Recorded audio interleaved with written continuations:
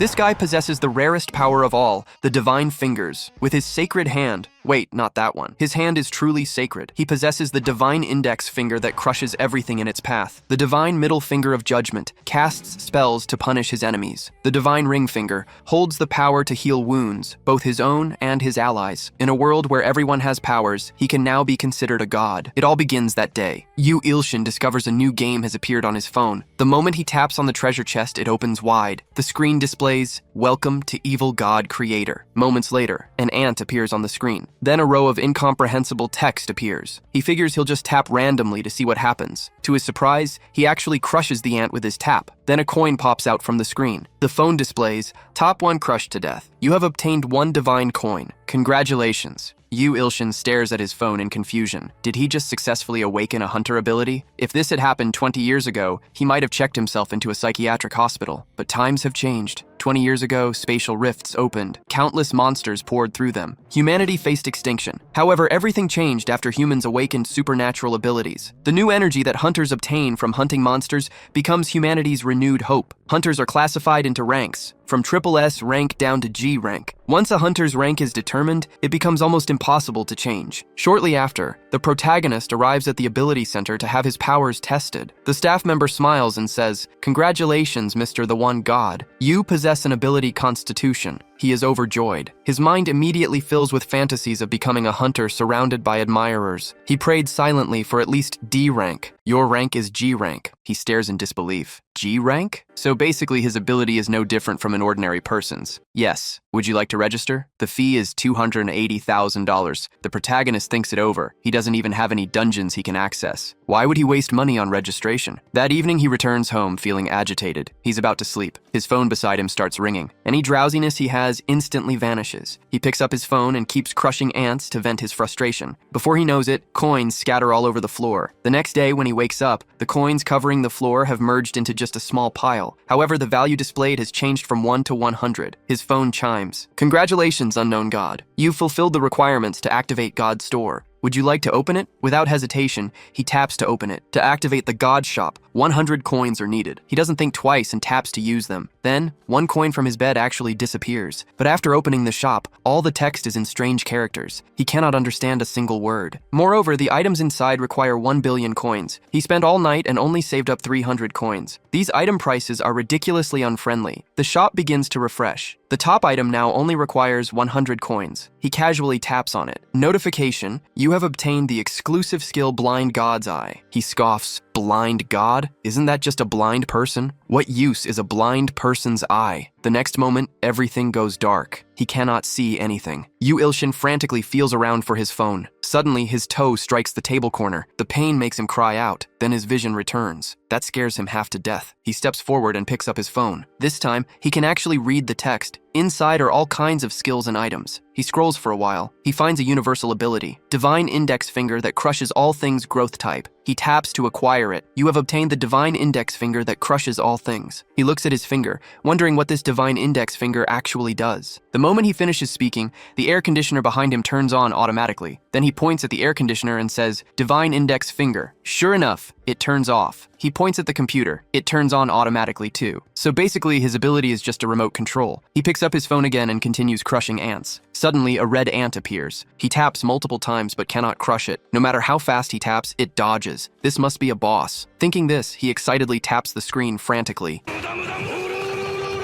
But no matter how he taps, it keeps dodging. He is grinding his teeth in frustration. He taps even more frantically. He taps until his hand cramps but still cannot crush the red ant. In the end, it escapes. He can only vent by crushing black ants. His phone displays, "Your actions have exceeded 800. 200 more actions remain until you obtain the Evil God title." By this point, the protagonist is utterly exhausted. He collapses on his bed and falls into a deep sleep. The phone displays Blind God's Eye activated, exclusive ability unlocked. In his dreams, he finds himself in a movie theater. On the big screen, the film shows a red ant walking with a cane. It hobbles toward a cave entrance. Inside, countless ants are feeding. The red ant shouts, "I found where our food supply fled to." but their dark tribe's god attacked me. He is terrifying. Escaping is my limit. We must strike before that monster attacks us. The other ants show no reaction. Then they all laugh. Coward. A mere dark tribe god. What kind of threat is that? You are attacked by food supplies? Why don't you just die there? Everyone quiet. An elderly ant enters through the cave entrance. The old ant strokes his whiskers and says, I sense the presence of the dark god. This is the great emperor's territory. On this most sacred land, an evil god of the dark tribe exists. We must execute them immediately. The old ant places his hand on the red ant's head. Energy surges. The red ant's wounds heal instantly. Lead the way, brave soldier. I will personally subjugate that evil spirit. The ant army shouts, let us help deliver death to the evil spirit. Yu Ilshin suddenly wakes up. He mutters to himself, what a vivid dream. Did he just dream about ants? His phone chimes. That red ant appears again. His fighting spirit surges. He's ready to crush it. But many red ants appear on screen. The red ant in the center shouts, nature's judgment upon great evil. A blue light shoots out from the phone. A wound opens on his forehead. Meanwhile, on the other side, the ant army charges their energy. Nature's judgment upon great evil. Ah, to subjugate an evil god, truly worthy of being called the sage. You achieve great merit. His Majesty the Emperor will surely be pleased. Perhaps he will share some of the saint's flesh brought back from the expedition. The next moment, red light crashes down. Countless points of light illuminate the sky. The ant army suffers devastating casualties. On his end, Yu Ilshin is furiously smashing his phone. He smashes it so hard that smoke comes out. Only then does he come to his senses. His beloved phone. The screen is completely shattered. The room is filled with coins. The phone displays, your actions reach 1,000. Congratulations, you have obtained the evil god title, Cruel Slaughterer. He says speechlessly that he's a model citizen. This title does not fit him at all. The coins begin to merge. A ring emerges from the coins. He picks up the ring and examines it. Then he smells the fragrance on the ring. It makes him feel refreshed, and his mind becomes clearer. Curious, he slips the ring onto his pinky finger. Energy immediately fills his entire body. His body feels reborn. All fatigue vanishes. His phone chimes, activating Blind God's Eye. Appraising Ring, Druid's Ring, contains the life force of the forest. Helps enhance rapid growth ability. He immediately wants to test if he can appraise other things. He aims at his computer and activates Blind God's Eye. It works. Then he thinks, with such a powerful ring and this new appraisal ability, maybe his hunter rank has increased. Just looking at this ring he obtained, he definitely cannot be G rank. He decides to visit the testing center again. Shortly after he arrives at the testing center, the staff member says skeptically, the error rate for test results is less than 1%. Are you certain you want to retest? He says excitedly, yes. Very well. You should know only the first test is free. The total is 1,580,000. How will you pay? Hearing that amount, he feels instant despair. At best, he is only F rank anyway. He apologizes and says he'll come back another time. It is all because that ring got him too excited. He walks to the sofa and sits down. His phone displays, activating Blind God's Eye, beginning appraisal of subjects. Male human, 30 years old, suffers from hemorrhoids. Male human, 41 years old, kidney deficiency. A young woman in the distance catches his attention. Name, song, Miri. Female human, 19 years old. She is tingling. He wonders why only she shows a name. And tingling? What kind of strange condition is that? At that moment, he cannot control himself. He keeps walking toward the young woman. He reaches out, wanting to tap her, then asks, excuse me, are you experiencing a tingling sensation right now? The young woman looks at him with disgust. Lightning gathers in her hand. Look, please do not think this is strange. I am not normally like this. The young woman is on the verge of losing it. His phone rings. He feels relieved. He grabs his phone and runs. It is his sister calling. She wants him to pick up his niece. He arrives at the park and picks up his niece. She is so adorable. He wonders how that demon managed to give birth to such a cute angel. He looks at his niece's cute face. He cannot help reaching out to pinch her cheeks. His niece stomps her feet angrily. Uncle is so annoying. I told you not to pinch my face. He thinks to himself that he's in trouble now. It will take at least an hour to calm her down. Blind God's Eye activates. Appraisal successful. Kai Cheng-yin currently wants to eat a chocolate cone. He immediately says, how about we go get chocolate cones? Cheng-yin's mouth starts watering. Shortly after, they arrive at the ice cream shop. The staff greets them warmly. He pulls out a pile of coins. 1 chocolate cone, please. The staff member looks at the coins, their enthusiasm vanishing. They sort the coins wordlessly. The chocolate portion they give him is noticeably less than usual. He thinks, good thing he has his remote control ability. He activates Divine Index Finger on the ice cream machine. The machine immediately dispenses ice cream uncontrollably. Won't you give Uncle a bite? No. All right, you eat it all. Suddenly, his phone chimes. Warning, warning. He picks up his phone. Notification title activated. Cruel Slaughterer. Due to title activation, your combat fortune greatly increases. The ground shakes. crimson eyes appear in the sky. A massive horned monster emerges from a spatial rift. The horned monster begins destroying everything indiscriminately. He grabs Cheng-Yin and runs for their lives. Suddenly, Cheng-Yin trips over a rock. He quickly helps her up. The horned monster reaches behind him. The monster roars and lunges at him.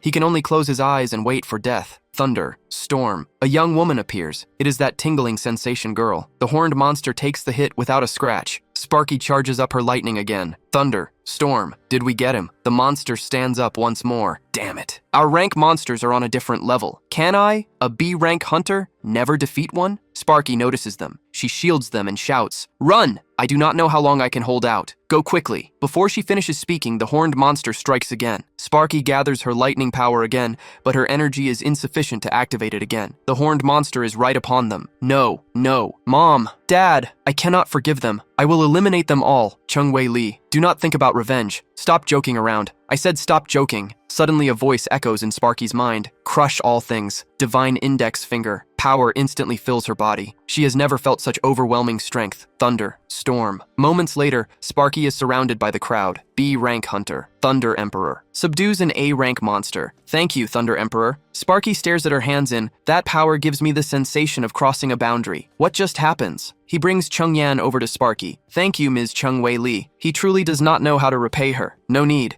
I am just glad you are both safe. He carries Chung Yan home. That evening, Yu Ilshin stands alone on the overpass. That horned monster came for him. It wanted to devour him and obtain divinity. This is definitely not a coincidence. And there is the message left when the horned monster was defeated. Trial overcome. Cruel slaughterer. Rank elevated one stage. As a reward, you may obtain divine abilities from the divine shop without consuming coins. However, this is limited to evil god exclusive abilities only. All of this is because of this phone. The thought makes him want to throw it into the ocean. His phone chimes. The screen displays Saint and a string of strange characters. In another world, the ant army invades the Dark Tribe's stronghold. The Dark Tribe's Saint is praying to the Dark God. Save us, Dark God.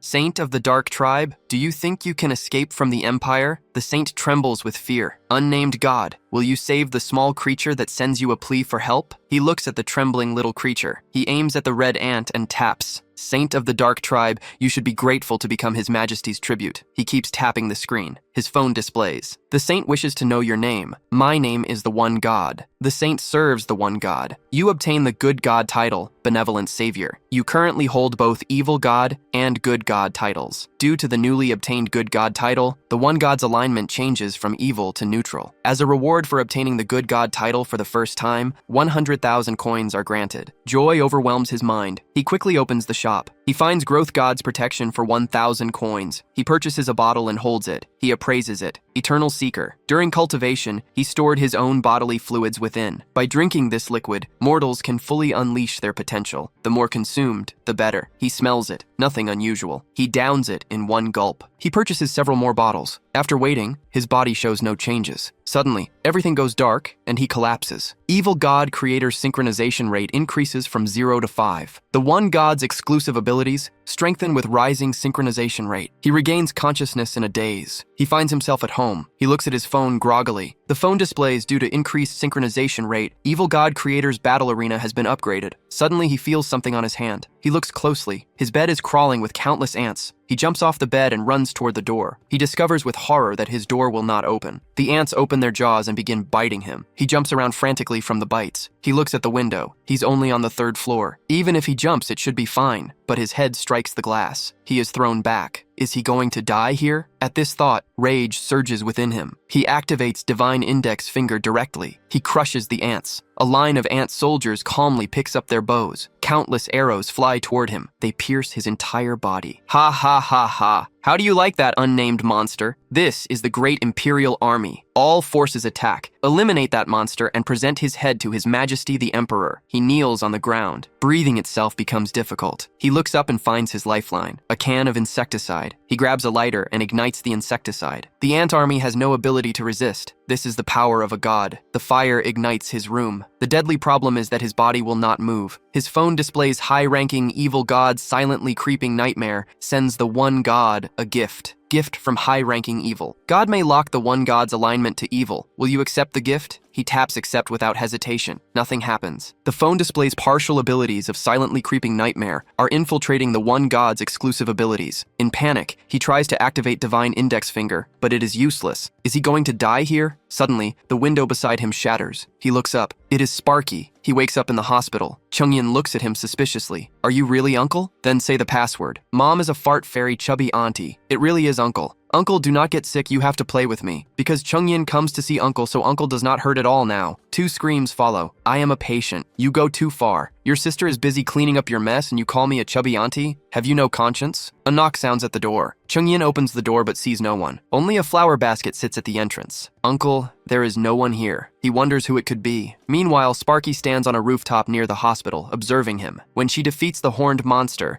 and when she moves from the fire scene to the hospital, around that man she unleashes power beyond her limits. After 3 days of observation, she still cannot understand what about that man allows her to exceed her limits. Wait, am I acting too much like a stalker? He sneaks out secretly. He should return before his sister notices. Suddenly, he feels a sharp pain below. Those cursed ants actually attacked his vital parts. They are still tormenting him in this condition. His phone displays the saint, and her 101 followers are praying to the one god. The followers wish to offer tribute to the one god. Will you accept? Tribute refers to gifts presented to persons of high status. That makes him a person of high status. He taps accept. A glowing small stone emerges from the phone. Fruit of the world tree. One of 7 fruits left in the world by the world tree. Beneficial for vitality. He smells it. No particular scent. He swallows the fruit. After eating it, he tenses up. He grimaces. So salty. This tastes like an 80-year-old outhouse. The next moment, warmth fills his body. His wounds heal completely. His phone chimes. The display reads, Evil God Creator activates the additional function, Divine Grace. You may bestow grace upon followers who offer tribute. He wonders, what do ants like? He looks at the white sugar nearby. In the other world, the ants watch white sugar rain from the sky. They consume the sugar. Their wounds heal completely. Even severed limbs regenerate. The god creates a miracle. Our great and merciful one God. His phone displays congratulations. You obtain 101 true believers. 101 faith generated. He marvels to himself. Simple white sugar makes them this happy. They are rather endearing. Shortly after, he arrives at the second-hand market. He finds an item trading shop. The staff greets him warmly as he enters. After learning he wants to sell an item, she asks him to fill out a form. He sits down and looks at the form. It requires the item's origin. He cannot write that he obtained it from hunting ants. If not for the house repairs, he would not sell it. Several people enter through the door. Male human, 29 years old. Special note, underdeveloped muscles. He thinks, those are underdeveloped muscles. He can probably kill him with one punch. He wonders why Blind God's Eye keeps appraising automatically. He does not want to know. At the counter,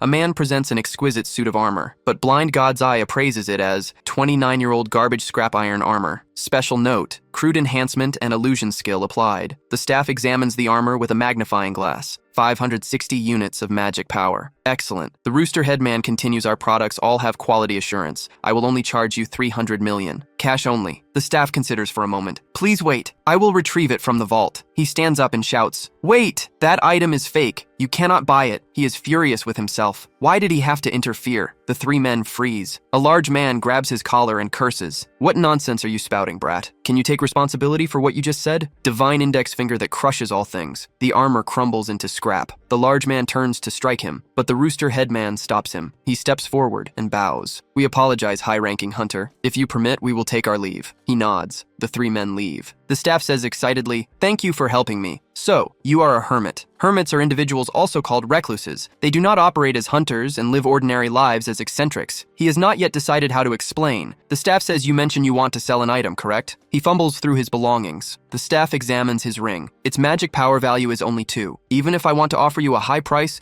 it is at most a D-rank item. He takes back the ring. Blind God's Eye activates. Druid's Ring contains the life force of the forest. Special note, best given to Sparky nearby. Sparky? Sparky is standing nearby observing him. To recover so quickly from a near-death state. Could it be the effect of a supreme-grade potion? He is merely a G-rank hunter. How does he obtain a supreme-grade potion? He might truly be a high-ranking hunter. Not only does he see through my identity, but he recovers his health so quickly. If he is truly powerful, perhaps he can help me exceed the limits of my power. Wait, I am acting like a stalker again. If my sister finds out, she will surely lecture me. He approaches her from behind. Sparky, he has something to give her. After searching through his belongings, he blushes and presses the ring into into Sparky's hand. He tells her to please accept it. It will surely help her. He runs off while Sparky stands there looking bewildered. After receiving the ring, Sparky goes to the testing center to assess her abilities. A researcher says in shock, "Your energy reaches 7,000. This is exceptional even among a rank hunters." Sparky looks at her hands. "This ring actually elevates me to a rank. He just casually gives me such a powerful item." A man nearby applauds. Two young people accompany him. They are among the few S-rank hunters. The woman is Sparky's sister, Shang Weina. Shang Weina says coldly, "Do not get carried away, Shang Wei Li. No matter what, you are merely a rank, and if you dare act on your own to seek revenge, I will not forgive you." Sparky thinks, "I am sorry, sister. I cannot obey you. As long as that man helps me exceed my power limits, revenge will be simple." Yu Ilshin is asleep at that moment. He dreams of the Ant Emperor. He orders General Kamakiri to lead 5 million troops to subjugate him. Kamakiri below responds with dignified bearing, "I obey your majesty's command." He jolts awake. It was a dream. He sighs in relief. Thank goodness it was a dream. Then it hits him. Based on past patterns, this is definitely not an ordinary dream. He nearly died from 100,000 ants. This is 50 times that number. What should he do? His phone chimes. An entity named Silently Creeping Nightmare sends him a message.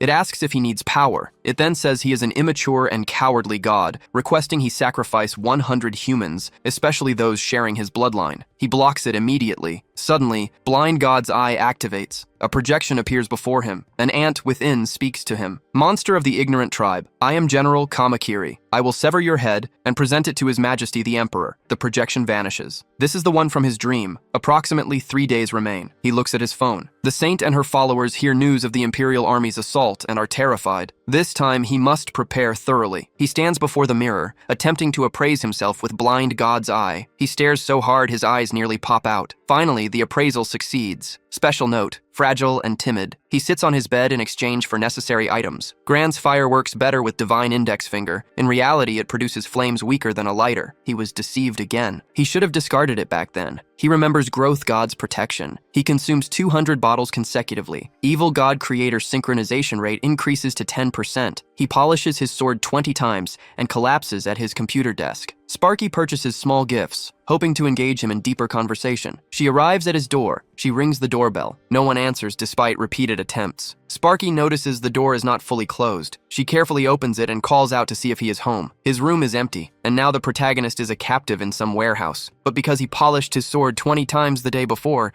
he's still asleep, adrift in a sea of pleasant dreams. His 3 kidnappers watch him in confusion as he laughs to himself. Excellent, excellent. He wants them all. He awakens. He looks around in confusion. A kidnapping? The rooster headman says mockingly. Impressive that you can sleep in this situation. Blind God's eye displays male human. Special note, uses low-grade flame. Male human. Special note, underdeveloped muscles. Looking at these descriptions, these are the fraudsters he encountered at the item shop. He asks what they want. The rooster headman says, "We seek compensation, naturally. You ruin our transaction." He says awkwardly that he doesn't have his phone. The thin man holds up his phone. "We bring it for you." Blind God's eye alerts him. Ant army is 20 meters from reaching his location. He shouts urgently for them to untie him quickly. Throw away the phone. It is too late. Countless ants pour from the phone. They cover the thin man's body instantly. Within 1 second, the ant army devours him completely. The rooster headman and his companion watch in shock. He turns and curses. "You can control insects? Rather unique." He unleashes flames that consume the ant army. Yu Ilshin watches. This is supposed to be a low-grade flame? The rooster headman incinerates the ant army. He turns menacingly. "Now we settle the account for killing my subordinate." The protagonist tenses up. He's done for. The rooster headman stumbles. He collapses. A stone strikes his head. Blood pours from the wound. He looks down. The ant army has deployed catapults. The large man attempts to escape. The door will not open. He tells him to untie him quickly. The ant army's catapults launch. Blood splatters. Even those massive flames cannot eliminate the army. He wonders if he can escape this place alive. Had he known they were this formidable, he should have discarded the phone from the beginning. "Evil God, your subordinates are dead. I will eliminate you immediately and transform you into His Majesty's sustenance." His phone chimes. The display reads, "Activating minor miracle. Lightning strikes. Countless ants are eliminated instantly." Sparky descends majestically before him. He rejoices. The ant general thinks with fury. to show such contempt for the Emperor's army while not acting personally,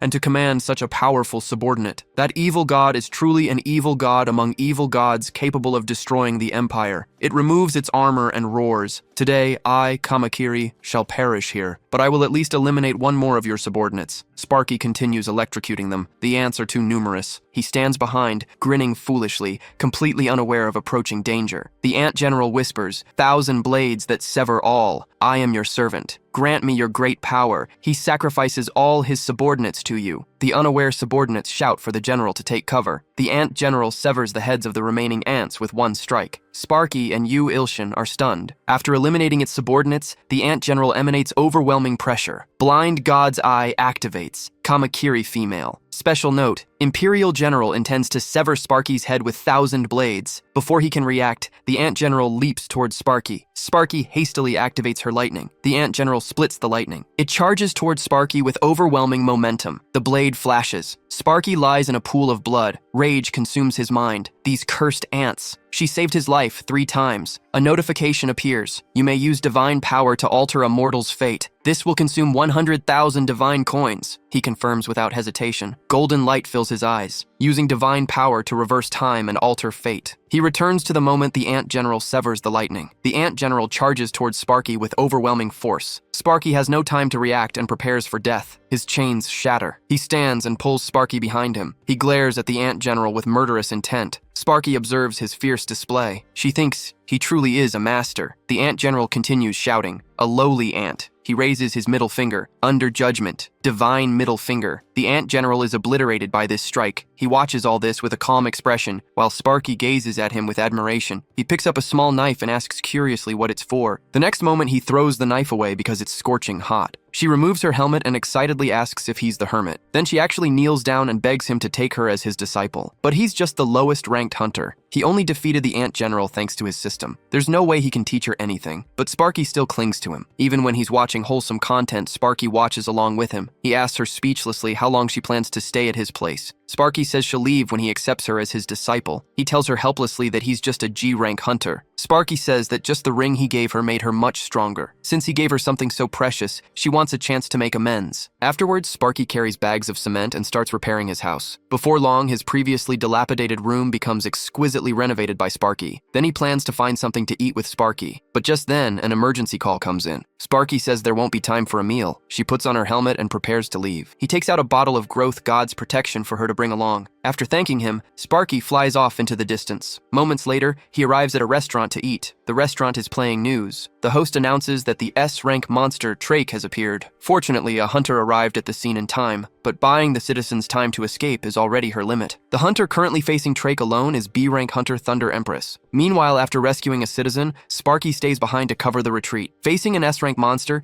even Sparky feels uncertain, but there's no time to think. The monster's attack is already upon her. Sparky jumps and unleashes her lightning power. After being struck by this attack, Trake falls silent. The on-site host commentates that Hunter Thunder Empress has defeated Trake. The crowd erupts in cheers. Sparky also happily thinks she's defeated the S-rank monster, but the next moment, a tentacle strikes. With one blow, it sends Sparky flying. This strike directly causes Sparky to lose her combat ability. At this moment, Sparky sees the Growth God's protection beside her. Meanwhile, Trake is charging straight toward the crowd. The next moment, after drinking the potion, Sparky is back at full health. Her entire body surges with lightning power that can tear through anything. Then she unleashes 1 billion volts. This strike directly tears the S-rank monster apart. Afterward, a reporter interviews Sparky. Sparky excitedly says to the camera that she did it, and it's all thanks to the potion her teacher gave her. This video already has 2 million views. A celebrity like this is actually eating noodles at his place. He tells her she should probably go home, or her family will worry. Sparky says bitterly that no one will worry about her. He comforts her, saying what parents wouldn't worry about such a beautiful daughter. Sparky says dejectedly that her parents both died in the Abyss Falling Dragon incident. The Abyss Falling Dragon was incredibly powerful. Humanity suffered millions of casualties to kill it. He immediately covers his mouth in shame. Then he tells her to eat his portion of noodles with black bean sauce too. Sparky immediately beams with joy. At this moment, his phone displays a notification. You have fulfilled the other party's affection and trust values. If the other party says the next keyword, you can activate faith. Keyword to activate faith: believe in the one God. He thinks dismissively that this isn't some girl-raising game, but then he thinks again. Will activating faith give him lots of divine coins like it did with the saint? Who knows when the ant army will attack again? Either way, the more divine coins, the better. Then he asks Sparky if she can repeat a phrase after him. It's believe in the one God. After saying this, he kneels on the ground and says shamefully that it's too forced after all. He apologizes for saying such strange things. I believe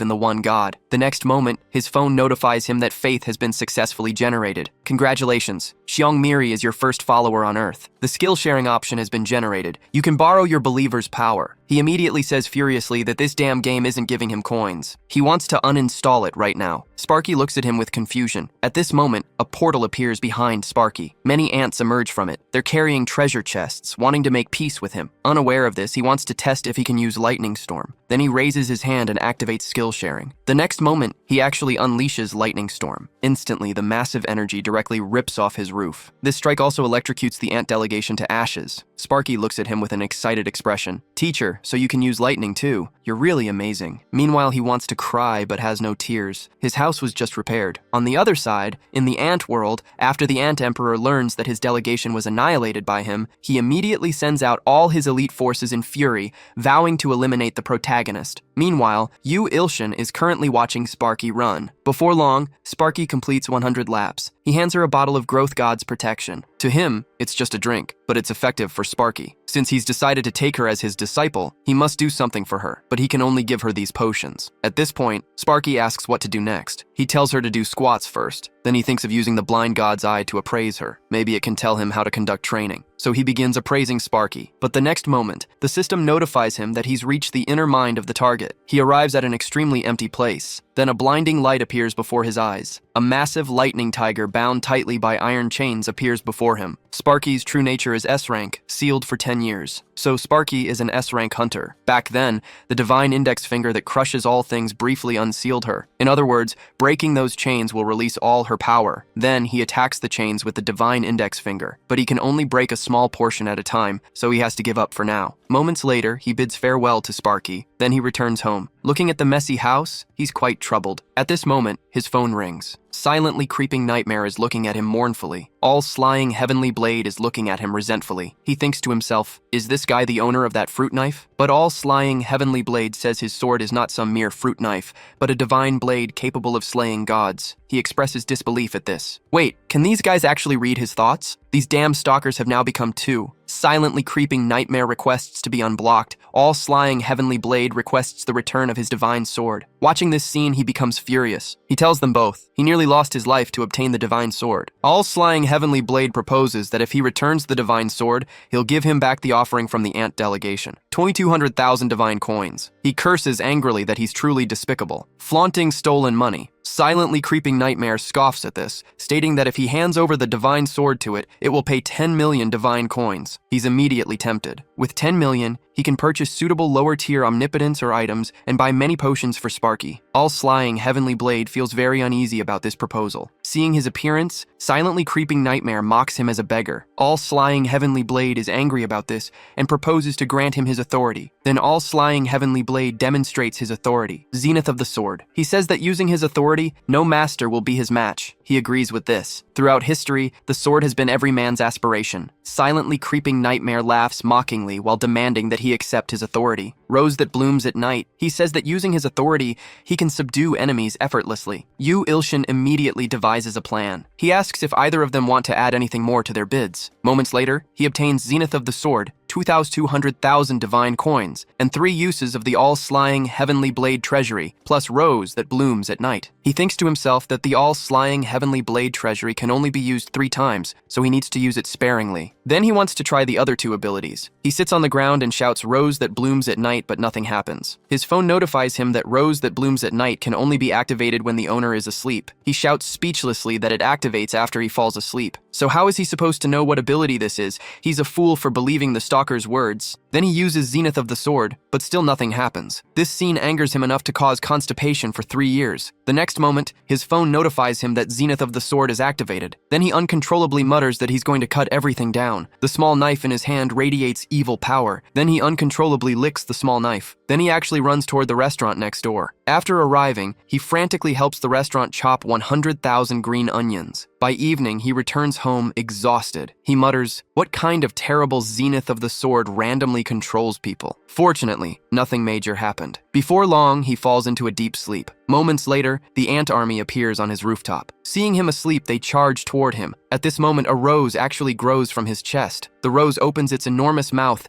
and devours all the ant forces. Then, it closes its mouth. Fear, lowly created beings. Your nightmare is about to bloom, the mother mosquito exclaims, in shock that it's the nightmare flower. 3,000 years ago, it devoured 90% of the continent's population. Called the sinful calamity god, the apostle of silently creeping nightmare flower. The mother mosquito says calmly, "Not to fear. Today will surely go down in our blood clan history." Then she charges toward him. Seeing this, the other ants also begin their assault, but their attacks have no effect on the rose. In the blink of an eye, the rose devours all the ants. Seeing this, the mother mosquito roars that although she cannot kill the evil god, she will at least make the calamity god's apostle, the monster flower, accompany her in death. Then she unleashes her strongest strike, but the rose devours her ultimate move in a single bite. The mother mosquito watches this scene in disbelief. Then the rose devours her in one bite. When he wakes up the next day, he only feels extremely bloated. He groggily picks up his phone. It displays that the saint and her followers are desperately requesting aid. He quickly activates the blind god's eye to see what's happening. The saint and her followers have been poisoned by the bee clan. He thinks to himself, did they poke a beehive trying to get honey? He opens his computer wanting to search how to treat ant poisoning. His phone notifies him that due to the one god's concern for the believer's earnest plea, the miracle option has been activated. For believers, miracles are one of the meanings of a god's existence. According to your miracle orientation, believers will either revere you more or fear you more. Activating a healing miracle requires 100,000 divine coins. He clicks. Confirm without hesitation. Part of the fruit of the world tree that the one god absorbed will be used as material for the miracle. They should be fine now. After doing this, he suddenly feels very sleepy. In the blink of an eye, he falls back asleep. His phone notifies him that the benevolent god titled Benevolent Savior has risen from E rank to D rank. The one god's alignment has changed from evil to neutral. Several benevolent gods, especially Endless Abundance, are beginning to notice you. On the other side, in the ant world,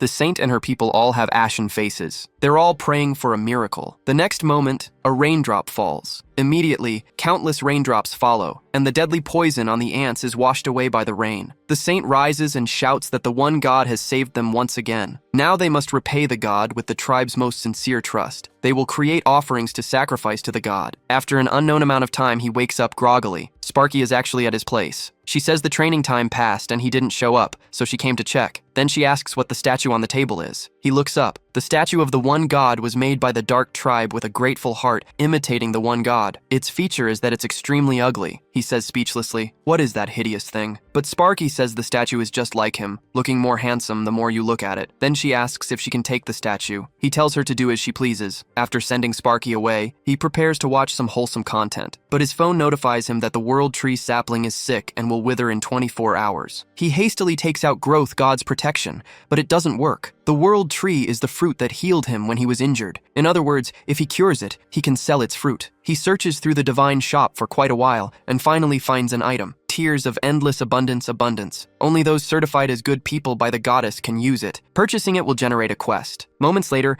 he arrives on the street picking up cigarette butts. To save the world tree, he actually has to do this kind of thing. After picking for a long time, his goodwill only increases by 1%. He still needs 99% more to complete the quest. Suddenly, a voice calls out, asking what he's doing on his turf. He turns around to see a very muscular homeless man. He thinks to himself, he's heard homeless people are very sensitive about their territory. He quickly pulls out a $1 bill and hands it to him. But seeing this, the homeless man actually shouts angrily that he dares to give charity to Choi Gang-san. Choi Gang-san, he remembers now. He's an S-rank hunter who started as a sanitation worker. Choi Gang-san snatches the dollar bill and says that since it's his sincerity, he'll accept it. He looks at his phone, puzzled. He clearly gave charity to someone. So why hasn't his goodwill increased? He looks at Choi Gang-san drinking alcohol. He actually gave charity to that kind of drunkard. No wonder his goodwill didn't increase. He calls out dissatisfied, "Grandpa," and Choi Gang-san immediately shouts angrily, asking why he called him Grandpa. He quickly takes out a plastic bag and says quietly to please put the bottle here, that he'll take care of it, calling him Big Brother. Hearing him call him Big Brother, Choi Gang-san immediately beams with joy. Just then, an alarm sounds in the distance. A monster has appeared. He immediately decides to make a run for it, but Choi Gang-san swiftly grabs him. Then with one leap, he takes flight. After coming to his senses, he looks down. He nearly dies of fright on the spot. Before long, they fly to a factory building. Meanwhile, Yu Il-shin has already lost consciousness. When Choi Gang-san releases his grip, he collapses to the ground. Before them stands a massive toad monster. Choi Gang-san mutters that tonight's drinking snack will be toad legs. After saying this, he charges toward the toad. At this moment, his system notifies him that it has detected killing intent threatening the authority owner. Then the nightmare flower emerges from his body. The nightmare flower opens its enormous mouth and bites toward both the toad monster and Choi Gang-san. In the blink of an eye, the nightmare flower swallows them both in one bite. Meanwhile, in his daze, he arrives at a forest. He stands up only to discover a person wearing white clothes standing before him. He steps forward and asks, stuttering, where this is. That person removes their hat and says that he has returned, the great and merciful God. As he stands stunned, cracks suddenly appear before his eyes. Then he returns to reality. He immediately sees Choi Gang-san lying on the ground covered in filth. Choi Gang-san cries out for his mother,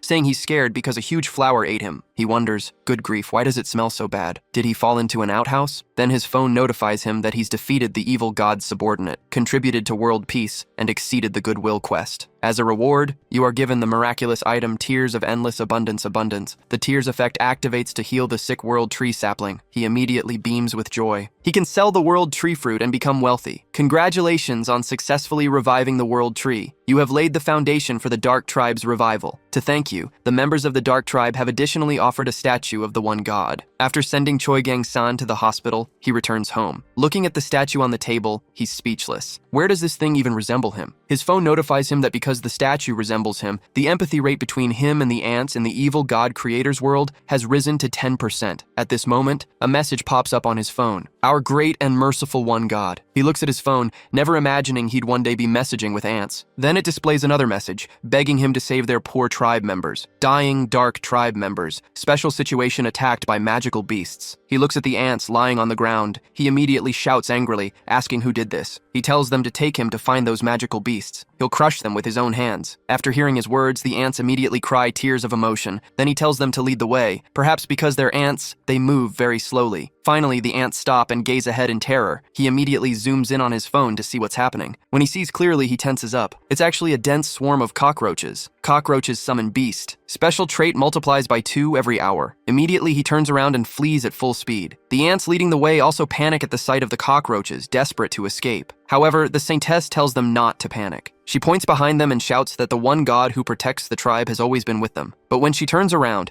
she sees him running away. The saintess cannot believe what she's witnessing. The other ants see him fleeing and cry out in despair that they've been abandoned by their god, and we are screwed. Moments later, he stares at the cockroach corpses covering the ground. Fortunately, because he hates cockroaches, he had stocked up on plenty of cockroach poison at home. The ants are cleaning up the battlefield, finishing off any cockroaches still clinging to life. He looks at the dejected saintess with confusion. He asks her what's wrong, since they've already driven back the beasts. Upon hearing this, the saintess bursts into tears and cries that she dared to briefly doubt the one god's intentions, that she's unworthy of serving the one god, and begs to be executed. He's about to comfort her when his phone displays a notification. The message states that he's met the conditions to generate an exclusive divine power, divine thumb of multiplication. He immediately clicks to obtain it. Looking at the overly dramatic description, it's as embarrassingly pretentious as always. Just as he's about to test this ability, his online dating partner sends a message asking to meet in person. But when he arrives at the location, he discovers that the person is actually a man. He's left speechless. He decides to freeload a meal and then make his escape. However, the man keeps staring at him, then asks when he plans to marry him. He stammers, trying to figure out how to deceive him,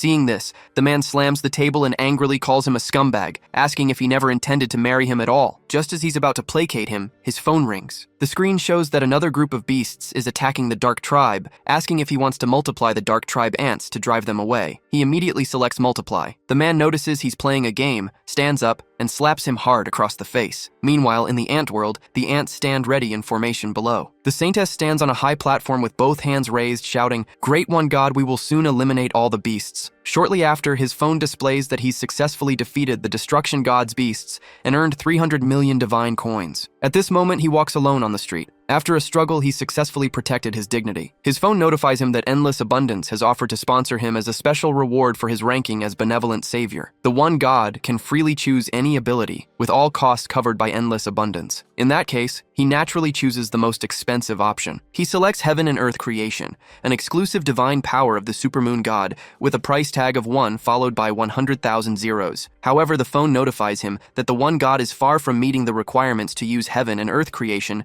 to adapt to the One God's level. Heaven and Earth Creation has been partially adjusted and is now changed to a one-time use of false Heaven and Earth Creation. The world undergoes certain changes. That night, everyone stares at the sky in shock. A second moon has appeared beside the original moon. Because he's been drinking a lot of cheap alcohol, he loses consciousness right after making the selection. The next day, with a pounding headache, he sits on the steps training Sparky. Sparky completes 500 laps in just 5 minutes. He tells her to do a plank next, so he can enter Sparky's mindscape again. He tells Sparky not to move at all, then activates Blind God's Eye on her. He enters Sparky's inner mind once more. The Lightning Tiger has now lowered its guard against him. He then uses Divine Index Finger to break the chains. Although many chains remain, he's already freed quite a few. The Lightning Tiger affectionately licks his face. After emerging, he tells Sparky to test if there's any improvement, and the results don't disappoint. Sparky exclaims with delight that the training is indeed working. Sparky then goes to run another 200 laps to finish up, while his phone sends a notification. The Saintess wants him to give her a name. Thinking about it, having a name is better than just calling her Saintess all the time. From now on, you'll be called Little White. Upon hearing this name, the Saintess is moved to tears of joy. The other ants all request that he give them names as well, but naming several hundred ants would take forever, so he simply numbers them as number 1, number 2, number 3, and so on. Moments later, he returns home. His phone notifies him that the ant tribe has evolved into the Jayemi tribe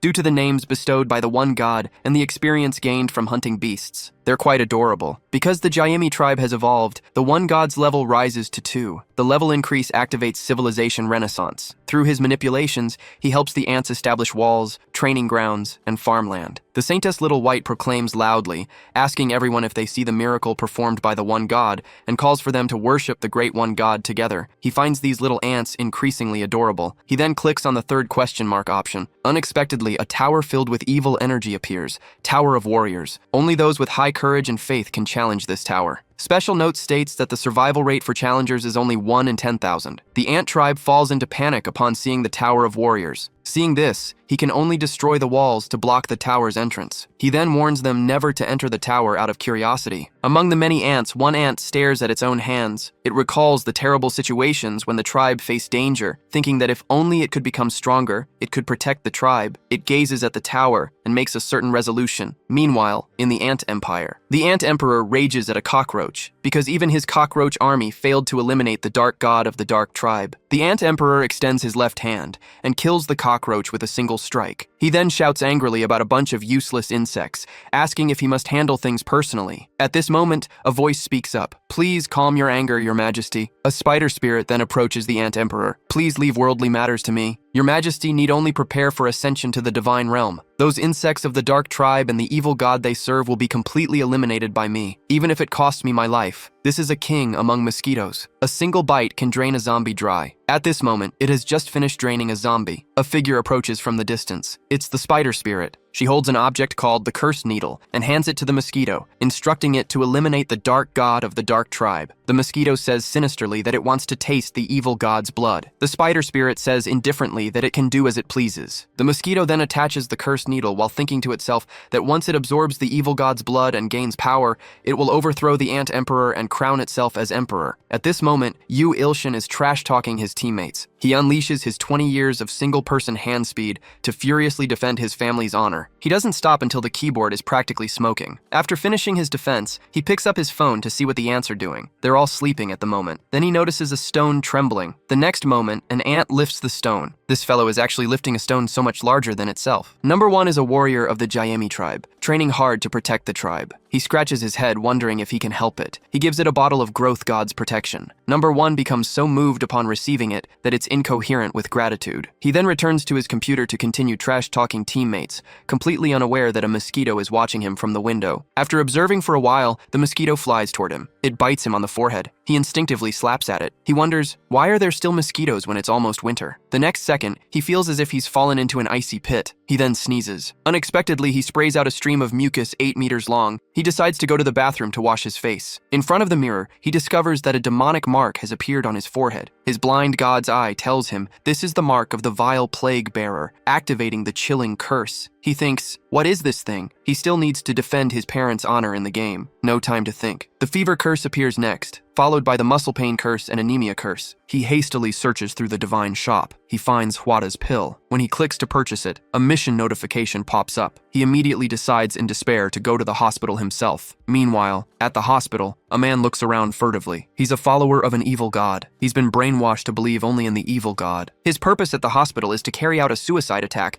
to offer sacrifices to the evil god. On his end, Yu Ilshin finally arrives at the hospital. At this moment, he can only crawl on the ground, and his ridiculous mission clearly never intended for him to survive. The mission requires him to save 100 humans with sincere devotion. He might as well just die. In the hospital lobby, the evil god follower holds a nurse hostage with a detonator in his hand, warning everyone not to move. Sparky stands opposite him, ready for action. He stares at this scene in confusion. The evil god follower sees the demonic mark on his forehead and assumes he's his accomplice. He quickly shouts at him to come help him. Let's offer sacrifices together for the descent of the destruction god. Upon hearing this, Sparky shouts angrily, asking what nonsense this attacker is spouting and that he's got the wrong person, since that's her teacher. The bald man retorts that the skull on his forehead is their symbol. He clearly senses the evil aura. He's obviously a trusted agent sent by Mr. John. He looks at him and activates Blind God's eye, successfully reading his memories. In his memories, a purple-haired man instructs him to make the sacrifices feel more fear, then eliminate them. For the descent of the destruction,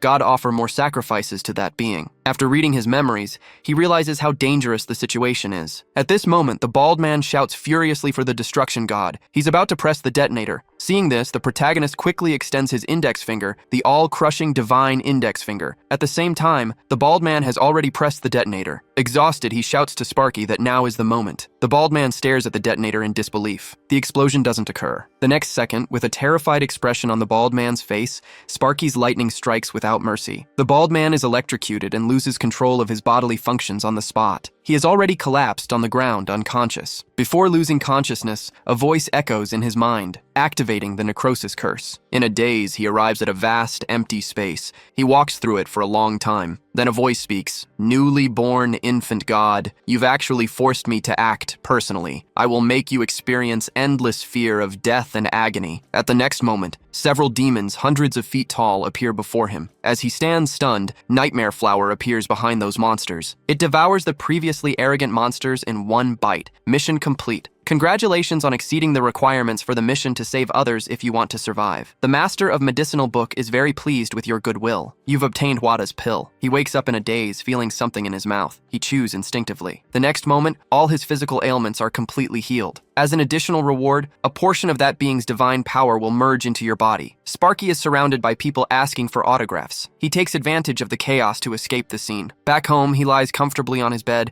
marveling at how effective Wada's pill is. Then his phone notifies him. Number 1 is begging for the One God's help. The phone displays the message, "One God, I apologize for disturbing you. Could you give me more of the medicine you bestowed upon me before?" He immediately sits up and asks what happened. Number 1 lies on the ground, and he is trembling. The long-haired man thinks he must overcome his challenges to protect his tribe. The door opens slowly, revealing a light. With a determined look, he observes the situation. Now, Ilho challenges the Tower of Heroes. This is the first floor, known as the Trial of the Rock. The condition is clear. He must overcome the challenges and proceed to the second floor. Thanks to the drink Yu Ilshin gave him, he levels up and changes his class to soldier. The hero is optimistic and believes he can succeed, but suddenly, a gigantic boulder strikes him head-on, knocking him down the stairs. Crushed by the giant stone, the young man starts to groan in pain. With a tearful voice, he calls out for Yu Ilshin. Defeated, the young man lies on the ground. Yu Ilshin watches apprehensively as the hero is crushed like an ant. He wonders if the young man is badly hurt. A notification appears, announcing that 10 minutes remain to complete Ilho's activities. In desperation, the boy decides to use divine growth, but it does not work as he imagined. With only 7 seconds left, the young man gets an idea. He remembers receiving the Master of the Blue Sky reward. Thanks to this, he can use 100 coins to buy the unique skill, God's Divine Healing. A prompt appears, asking the young man to confirm the purchase. And with only 3 seconds left, Yu Ilshin uses the skill. An aura of green energy descends upon the hero. Immediately, his strength returns and he begins to get up. Ilho is conscious again and looks around him. Overcome with emotion, he looks at Yu Ilshin with tear-filled eyes. The young man scolds him, saying he warned him not to enter the dangerous tower. He orders the hero to leave immediately, but the exit is locked. A notice explains that leaving is impossible before completing the 50th floor. Desperate, Auntie asks what they will do now. A notification for recommended items for the Eternal Tower appears, and the protagonist realizes he has no choice. But suddenly, someone starts knocking at the door. Yu Ilshin then drinks a small potion and tells Ilho he will be right back. The young man says he is going to get the door. As he opens the door a crack, he sees a man in a suit who asks if he is the hunter Yu Ilshin. The man introduces himself as Kim Taemin, recruitment manager for the Brilliant Guild. He says the boy will soon be a hunter and asks to speak with him for a minute. A little apprehensive, the young man agrees. Meanwhile, our hero faces the challenges of the tower. He handles the hardships of the Eternal Tower with great fortitude. The crystal at the top of the stairs glows with a scarlet color. Ilho closes his eyes, concentrating with all his might. Soon, a gigantic boulder begins to roll in his direction, but the hero prepares a powerful punch to block it, and he manages to shatter it with his bare fist as it approaches, a feat that even surprises him. A notification announces that the challenger Ilho has passed the judgment of the rock, and will receive the blessing of the rock as a reward for clearing the first floor. Meanwhile, Yu Ilshin receives a salary offer of 3 million a year. The man asks him to come to the guild headquarters to sign the contract, but the young man remains silent. Still in shock from the offer, the boy is unable to move. He knows that with this amount of money, he could erase all his worries, eat very well, and buy many gifts for his nephew. The young man is so excited that he fails to hear that all rewards from hunting monsters will be split 7-3. The man asks in a serious voice if Yu Ilshin is listening. Snapping back to reality, the boy apologizes, but he suddenly sees a notification identifying a target. It is Kim Taemin, 34 years old, with suspicious powers. Kim insists that it will be difficult to find better terms elsewhere, but the protagonist realizes the man is trying to trick him with the offer and becomes very irritated. Despite noticing that his potential adversary is much larger than him, which would be an inconvenient challenge. Kim asks if there is a problem, and the young man replies that he has been busy lately, so maybe it is best to pass for now. In a sinister voice, the man asks if the young man did not like his terms. And trying to convince him, he says that what the young man will receive from the manuscript is not even 1/100th of the agreed contract. Yu Ilshin explains that he is not doing his job for money, and Kim apologizes immediately. As he stands up, the big man says his leader ordered them to bring Yu in one way or another, so he asks him to come along. The boy tries to escape by saying he needs to use the restroom. Adjusting his glasses,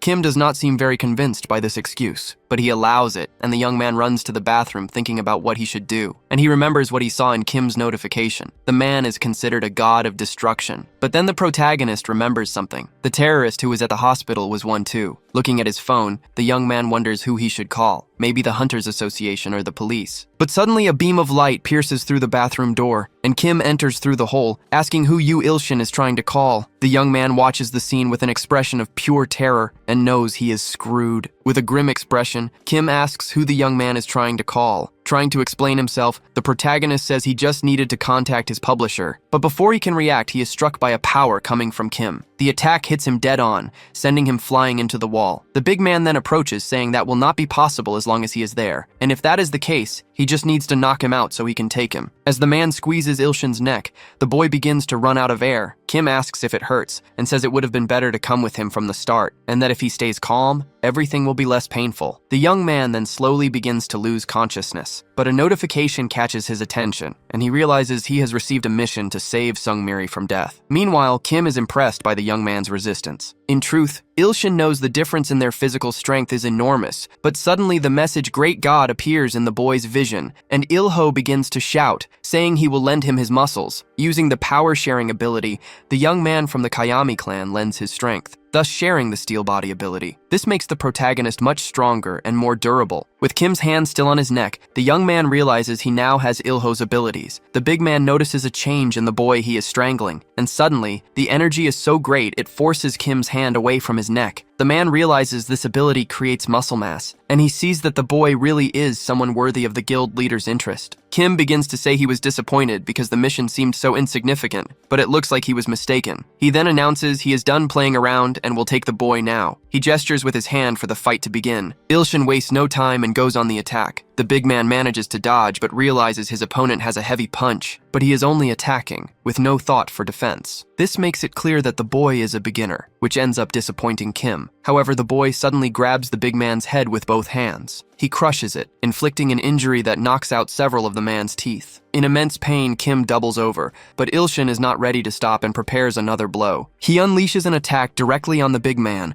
The blow is so powerful it smashes a hole in the floor. Still under the effect of the ability, the protagonist observes the scene, but then he remembers he needs to call Miri. Desperate, the boy tries everything, but a notification appears stating that the believer management system is running, and that the cost for this will be many coins, but the protagonist is willing to pay. As soon as he makes the payment, the system begins to pinpoint Sungmiri's location. A pale face is visible, with long, dark hair. The sword is stained, evidence of a battle. Someone holds it, and a trail of red liquid is visible on its tip. It is the sword demon, who tells his victim not to worry, as she will not feel any pain. The notification with the character's identification appears, and Sungmiri can be seen on the ground, calling her attacker teacher. The demon readies his blade. An agonizing sound follows. Then a paper with the description of an achievement appears. The protagonist thinks that Miri was beaten by some unknown guy, and a notification appears, predicting a catastrophic future for Sungmiri. This vision has not happened yet, but the time until it occurs is short. Then, a question appears, asking if he would like to change the girl's fate with the powers of the gods. And as he analyzes the data on Miri's tormentor,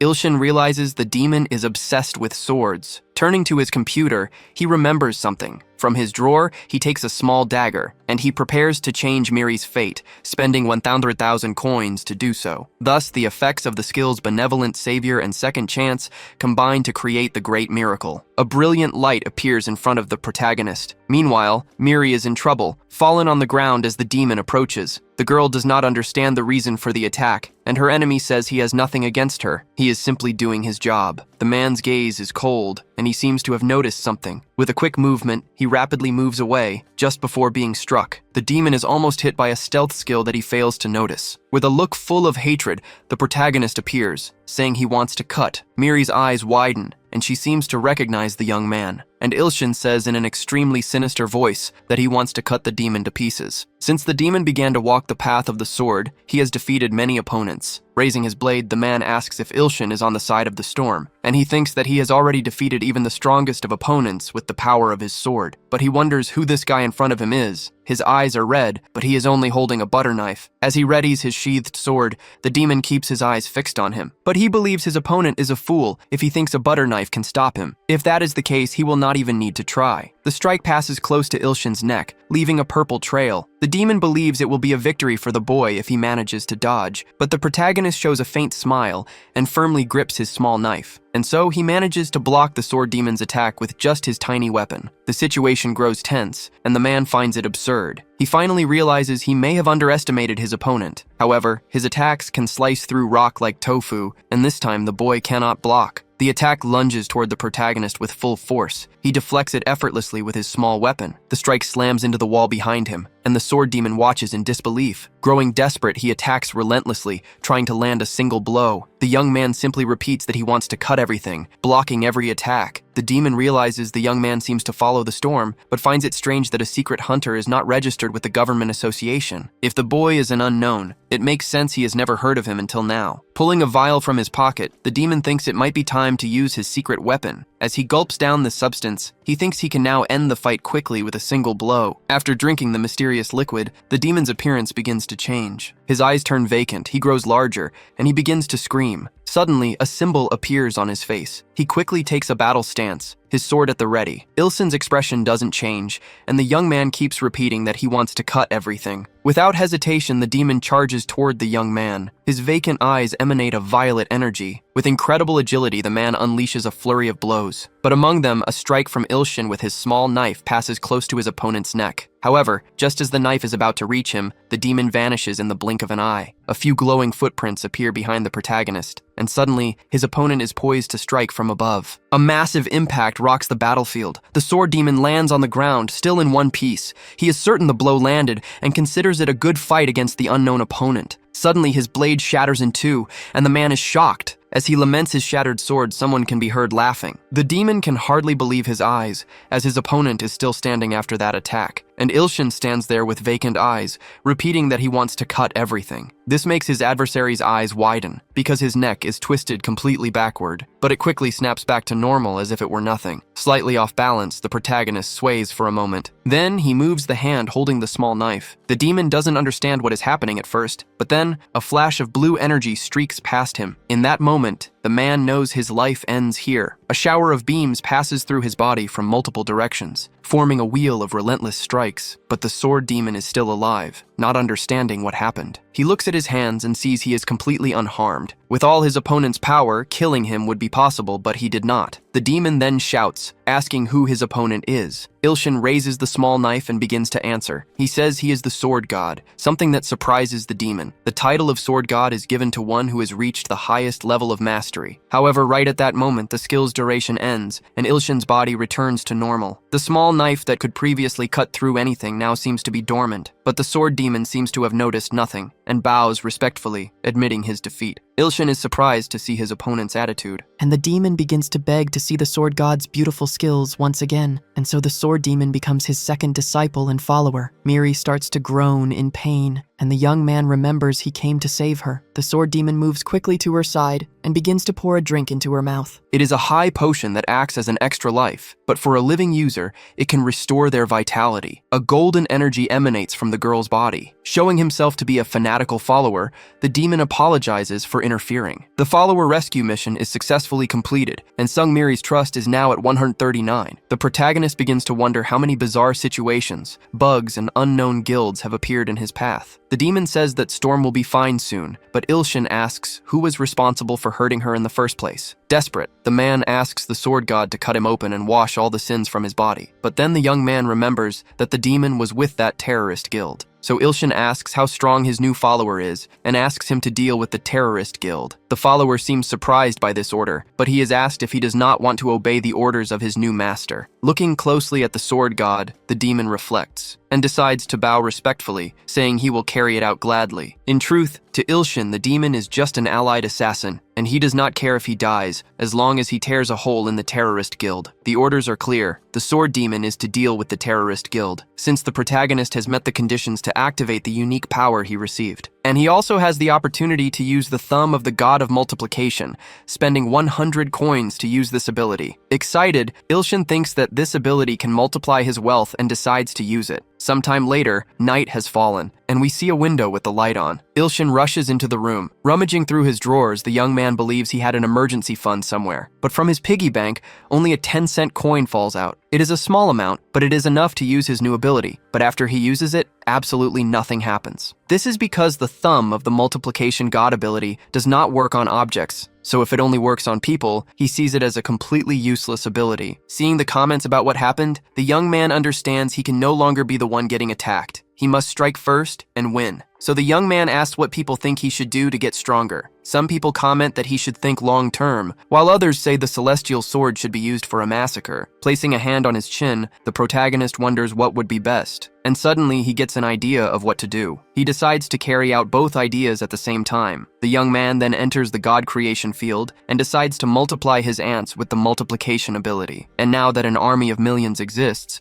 the young man orders them to wipe out the enemies. The multiplied Gayami army begins to march toward the enemy, and the wait time is 24 hours. But as he looks at the screen, the young man notices something strange. One of the ants is healing a smaller one. The healer then senses the presence of his holiness. She begins to say they must believe in the one God, for with his protection, they will have a new life. This happens because as the number of believers increases, his good karma also grows. Suddenly, the young man's phone starts ringing with a call from the man in charge. The moment he answers, the person on the other end asks where the manuscript is and what is going on. He says he fought hard to keep the president from canceling his contract. He adds that the series has barely started and the young man dares to ask for a break, calling it insane. This makes Ilshin want to use his multiplication ability on himself, so he decides to create a clone, since he has nothing to lose. Placing his thumb on his forehead, the young man uses the ability. A scarlet energy then begins to swirl in the air. Smoke rises, and as it begins to clear, the boy can see something. A man appears on the spot, and the thumb of the multiplication god ability goes on cooldown. Excited, Ilshin realizes his idea worked, and that from now on, with a clone, it will be easier to finish the manuscript. But before the young man can finish his sentence, he gets a hard slap across the face. His clone tells him not to give him orders, and then insults him. When he tries to speak again, the clone attacks him once more, and after beating Ilshin senseless, the copy says he feels much better. But the phone is still on the line, and the man asks if the author really thinks he will fall for this prank. Without any remorse, the clone grabs the phone and tells the man to get lost. He then equips his cruel assassin ability. With a wicked smile, he looks at his creator and seems ready to act. Then, a blast of energy shoots toward the phone's screen. Meanwhile, on the ants' battlefield, a massive monster is attacking. The monster is gigantic next to the poor, terrified ants, and it gets closer with every second. The ants realize that no matter how many of them are on the battlefield, they are no match. With glowing red eyes, the executioner tells the tribe to cheer up. But before it can continue speaking, the beast notices a light in the sky. The light soon reaches them, instantly burning the monsters. The ants are shocked by what just happened, and the massacre of the monsters raises the cruel assassin to rank C. One of the remaining monsters says this must be the evil spirit they heard about. Meanwhile, someone slams their fist hard on a table. The one-armed monster apologizes for its failure and reports that all the troops have been annihilated. The woman with monstrous body parts stands up and asks if they think she will believe that a single evil god did all this. The monster explains that the evil spirit they faced was a demon, even in its appearance, but he is quickly disintegrated, leaving no trace of his body behind. The woman asks them to inform His Majesty, but he is in a closing ceremony. She then orders them to summon the generals and the 10 swords, but is warned that doing so will lead to an attack by the demons of other countries. Hyona says that the most important thing now is the Black Tribe, and orders them to bring her the evil god's head before His Majesty returns. The winged soldier asks Arachne for permission, and says he will offer her the evil god's head with his own hands. Meanwhile, our protagonist's face is still badly bruised. He eventually wakes up and wonders what happened. Then he remembers that his clone beat him up. The young man receives a notification on his phone offering to show him where the Unlimited Abundance clone went. Ilshin notices he also has 121 missed calls from an unknown contact and some messages as well. The messages are from the man in power, who says that if the young man keeps this up, things will get ugly, and the clone's achievements start popping up on the screen, but Ilshin knows it is all for nothing, because his situation is a mess thanks to this damn game. The clone's achievements start appearing as notifications, but the protagonist believes it is useless for the game to be going well if his own life is in shambles because of it. The deadline to deliver his manuscript is here, and if nothing happens, the contract will be cancelled, and the advance will have to be returned. Trying to make up for lost time, the young man starts writing. But a new notification appears. A mission to save his believers. If the young man accepts to save his follower, the sword demon, his talent skill will flourish. Trying to stay focused, Ilshin decides to ignore the notification, but a blue light starts flashing in his room. The notification emanates a very strong flashing light, and now it announces that the viewpoint of the believer sword demon is being revealed. Then we see the sword demon captured, and a woman asking if the cat has got his tongue. As she approaches the man, the woman tells him to spill everything at once. This is the Immaculate One, a 26-year-old human woman blessed by the god of destruction who possesses flame abilities. While holding the demon's hair, the Immaculate One says that if he tells her now, she will let him go without pain. The sword demon indeed attacks the guild as Ilshin asked, and ends up captured. And the protagonist notices there is another person between the two of them, a very large man with a hostile expression. He is Ironhead, a 31-year-old human from the Kwang Hui Guild with incredibly powerful muscles. The sword demon looks exhausted and wounded. Ilshin approaches his target using the power of omnipresence. As a child, the sword demon is sold to the underworld and trained to be an assassin. After awakening his martial abilities, he secretly carries out numerous assassinations. He meets the Immaculate and Ironhead at the guild where they are raised. Naturally, they become rivals. The young man knows he can never have normal dreams like other people, so he simply follows the path of the sword, seeking to become one with his weapon, until he finally reaches the peak of his abilities and finds what he has always been looking for. But the thought that it will all end now makes him sad. Ironhead says the punishment for those who betray them is death, and as he warms up, he says that if the Immaculate gets in his way, he will kill her too. As his tormentor holds him by the hair, the sword demon asks his god for forgiveness. Ilshin watches all of this, thinking what a huge problem this is. Deep down, the young man knows he must save people first, and uses his body-sharing ability with his follower, Ilho. Ironhead prepares his attack to finish off the sword demon, but just as he is about to strike, the young man vanishes from his sight. Ilshin appears at the perfect moment and saves his follower's life. The protagonist says he has no time for introductions right now. He then decides to use Miri's lightning ability combined with Ilho's muscular body. Using everything at once greatly increases his chances of victory. However, a notification warns of a skill overload, making it impossible to share the power of two followers who are stronger than his current self. Due to this overload, the young man begins to feel the consequences in his body. Ironhead just watches it all with a sinister look, and he lunges at the young man, preparing a kick. It lands a direct hit on the boy, but Ironhead's expression changes instantly. His leg starts to hurt immensely, as if the young man's head was made of iron. The young man overcomes the skill overload with his rigid body ability. But even though he defended against the kick, the young man is still in shock. He almost died. The Immaculate approaches and tries to wake her ally, but without success. With eyes full of hatred, she turns to Ilshin and asks how he dares. She then begins to control her breathing and unleashes a gigantic blast of flames at the protagonist. Shocked, Ilshin wonders if this is how he will die. But he withstands the flames thanks to Ilho's rigid body ability. He feels the heat of the flames like a warm bath. The Immaculate is tired after her powerful attack. She believes she has dealt with her adversary, but is suddenly surprised. The rigid body skill absorbed all the damage. In that moment, the boy realizes that taking care of Ilho was well worth it, but the woman does not give up and unleashes another breath of fire. However, with his immense heat resistance, the boy takes no damage. He manages to get close to the Immaculate and strike her. The very next moment, the sharing time ends. The rescue mission is completed, and the boy's talent blossoms. This makes him think he will now be good at writing. But just as it began, the excitement quickly fades. Ilshin feels nothing blossoming or changing. However, the sword demon is grateful and happy with his master after being saved. The admiration is so intense that the protagonist becomes a little flustered and asks him to stop. But the boy knows he needs to get home as quickly as possible to write. Suddenly, a strange noise is heard nearby. A sinister voice says the young man is truly incredible. Someone approaches, clapping, and says, "It is a pleasure." The sword demon tells his master to be careful. A naked man approaches, saying he has finally met the one behind this whole mess. He is the apostle of the god of destruction, a 29-year-old human responsible for the sacrifices offered to the god of destruction. Seeing the person in front of him, the protagonist cannot help but think he is a pervert. But the apostle seems completely unembarrassed and says it is an honor to meet you, Ilshin. Reading the description of the man who appeared, the protagonist is surprised. He decides he must be careful when dealing with this person. Then he notices that the man is crying. Opening his arms, the apostle approaches, saying he has finally found someone like him, but someone extends an arm, stopping the long-haired man from getting any closer. It is the sword demon who tells the man not to come any closer. The apostle's expression changes, becoming more serious. With a quick backhand, he says the demon is just an insect. The blow is so strong it sends the young man flying in an instant. He slams into a wall far from where the three of them were standing. Ilshin never imagined someone could defeat the sword demon so easily. The man then asks whose apostle the protagonist is, but Ilshin just begins to whisper inaudible words. He quickly lunges toward the long-haired man,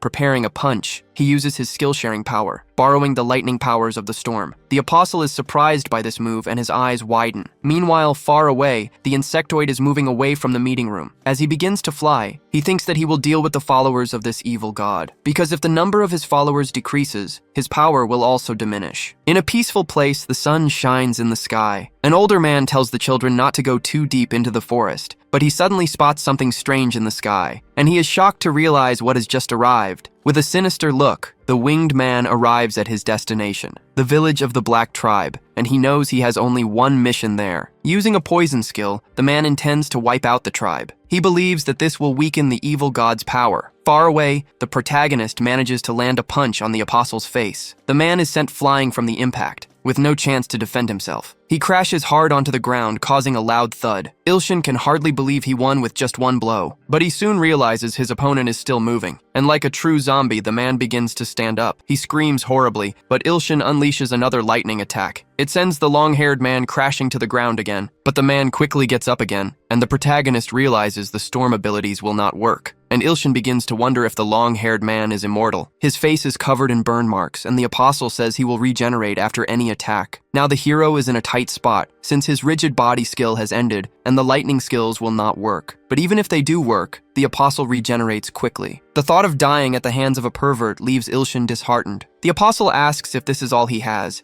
adding that he was hoping for something more fun. Desperate, the young man needs to think of something. Then an idea comes to his mind. Using his thumb of the multiplication god skill, Ilshin makes his move, and a clone appears the moment he uses the skill. He assumes the clone will not attack him, since there is an enemy nearby. This skill surprises the apostle, who says he finds it truly incredible. Because the man was kind, the clone immediately glares at the protagonist. Since the clone complained last time that his creator was too bossy, Ilshin decides to stay quiet. However, the clone seems more worried about the Black Tribe being in danger and their powers diminishing. Seeing the two boys talking amongst themselves, the apostle starts to get irritated. Feeling ignored, the man cannot contain his anger and launches an attack. The clone manages to dodge, and the blow heads straight for Ilshin. He is hit and falls to the ground. The boy thinks his strength will be useless if he is dead. With a serious expression, the clone calls out to Ilshin and orders him to burn the naked bastard. Soon, his phone screen is hit by a blast of power, and the protagonist realizes the clone will disappear on its own. While preparing another attack, the apostle gets Ilshin's attention, who is still wondering how he will follow his clone's order. And then he starts to remember some techniques. Raising his middle finger, he gets an idea, and he remembers that he also has a skill of his own. The apostle is still charging his next attack. With his finger pointed at his adversary, the protagonist begins to invoke his skill, the judgment god's intervention, a strike of his own. This surprises the long-haired man, whose eyes go wide in that exact moment. With his eyes burning with determination, Ilshin charges forward, and a bright burning flame appears. But in reality, it is not a very large flame. In fact, it looks more like a lighter. With a pitying expression, the apostle asks if this is his final joke, and he begins to approach the protagonist, still charging his power. The boy raises his finger,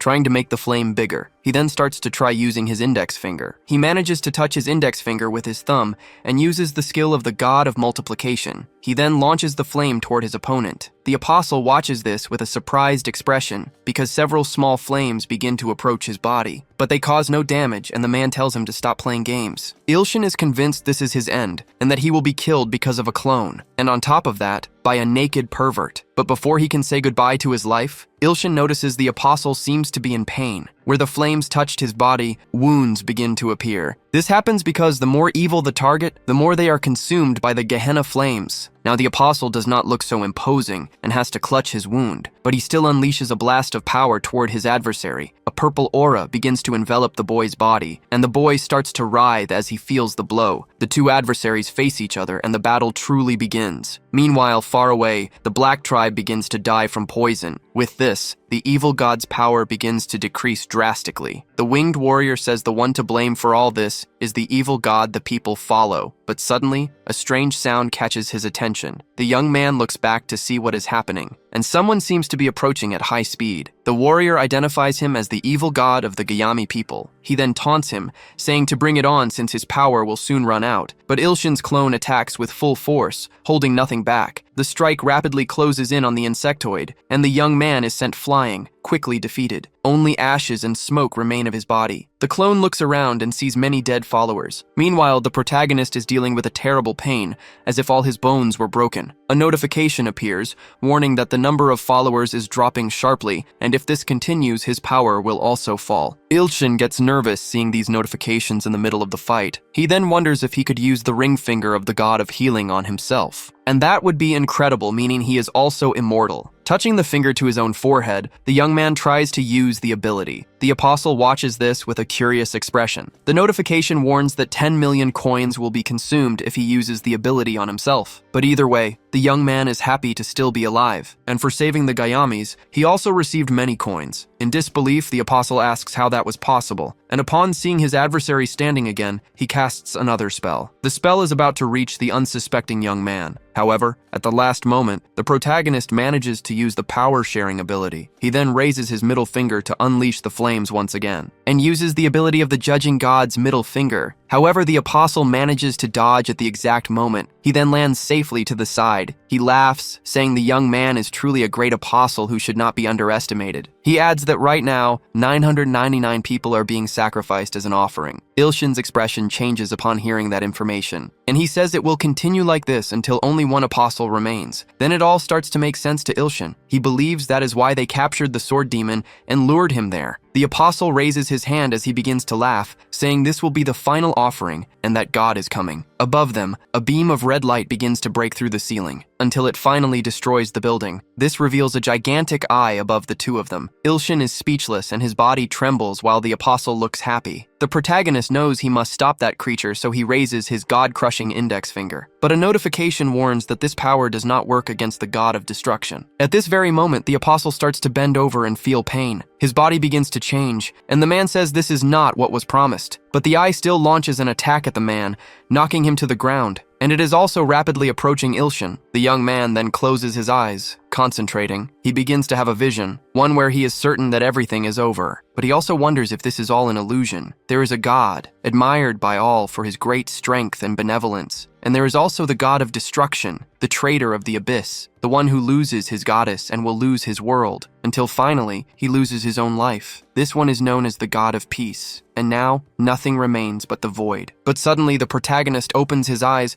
and becomes the incarnation of vengeance. The hero finds himself before an absurdly gigantic sword. He stares at it, asking it to come with him for his revenge. The sword glows, its blade so large it can barely be seen in its entirety. But the protagonist is determined and fearless. The gigantic eye invades the area, emanating a malevolent energy. Little by little, that sinister creature begins to draw even closer. The sword demon knows he must protect his god, but he cannot move, frozen by fear. Ilshin turns to his follower and calls out to him. He tells him to stay calm and watch, because he will kill the god that pervert worshipped. But suddenly, an agonized voice interrupts them, calling for the great god. Several snakes are wrapping around his body, and the man says this is not right, because it was not what they agreed on. The apostle begins to scream, begging for mercy. Ilshin and the sword demon watch the sinister scene. This god the apostle adored so much is nothing more than a self-serving demon. The eye continues to approach without stopping. In a provocative voice, the protagonist asks what it is staring at. The sword demon thinks that this is the eye that turned the pervert to dust with just a glance. But still, Ilshin seems afraid of nothing. Suddenly, the hero takes a sword of light in his hand. His follower's eyes shine as if he has seen the most wonderful thing. The apostle is almost completely dry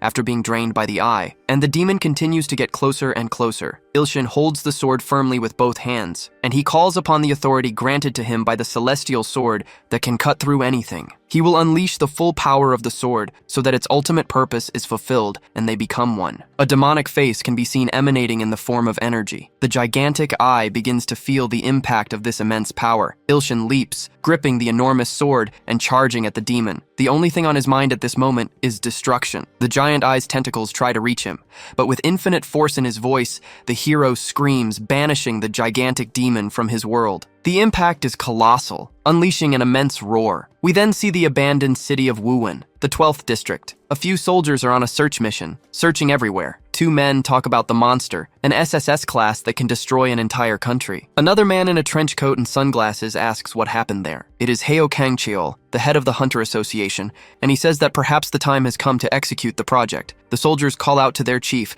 telling him they found a survivor. The man approaches an extremely emaciated body. He then asks the survivor what happened there, but he notices the man is laughing in a very strange way, despite his deplorable condition. He realizes an ambulance should take him immediately, but inside the man's body there is a strange energy. He remembers that as the demon was consuming him, Ilshin screamed for him to be executed. In that moment, after the immense impact, the eye explodes, and Yu Ilshin survives, gripping the enormous sword. This convinces the apostle that the young man is truly a god among gods. Other warriors gather before a dragon's corpse, saying it is the work of Sung Mina. The woman killed it easily, using only the power of her mind. One of the warriors asks if she is really an S-class, since these monsters are known for their great power and resilience. The young woman tells him to cut the chatter and give her the reward. The man then tosses her a blue stone and says a pretty face should not be angry. One of these stones costs 100 million, and he asks why she needs so much. Filled with rage, Sung Mina says they told her it was a dragon, but it was just this wretch, a complete waste of time. The warrior thinks the young woman has a terrible temper. 2 days later, two people are talking,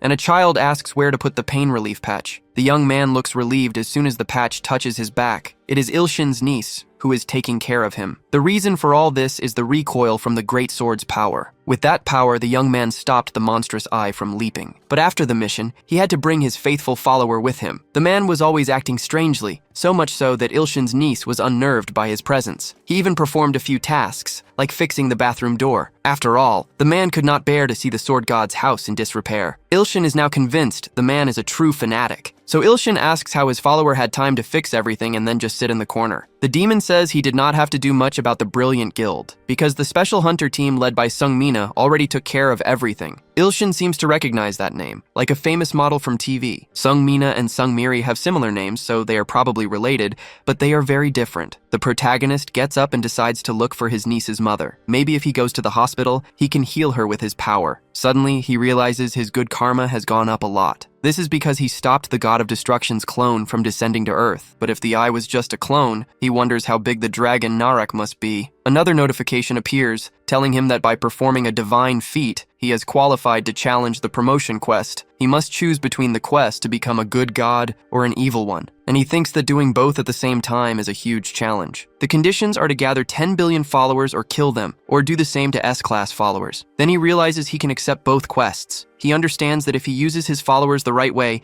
he can break this thing. So he decides to make his followers fight, while his niece just watches him, afraid. Sometime later, the two arrive at the hospital, room 505. Ilshin wonders if he is in the right place. He knocks on the door because he hears a strange sound from inside. He finds her hoarse voice strange. Then, as he enters, he realizes the young woman is doing push-ups. Seeing him, Miri breaks into a genuine smile. Ilshin asks why she is exercising if she is injured. Miri explains that staying still for too long makes her body ache. She says she is feeling great, and that not a single scar remains. Excited, the girl begins to unwrap her bandages to show her teacher. But in that instant, someone appears in the room, asking if she has lost her mind. The person raises an arm, preparing an attack, and strikes the bandaged girl on the back with full force. Ilshin wonders where this woman came from. The woman scolds Miri for removing her bandages in front of a man. In a voice laced with anger, she asks who he is. She advances on the protagonist, demanding to know his relationship with her little sister. She swears she will kill anyone who tries to mess with her sister, but Miri interrupts,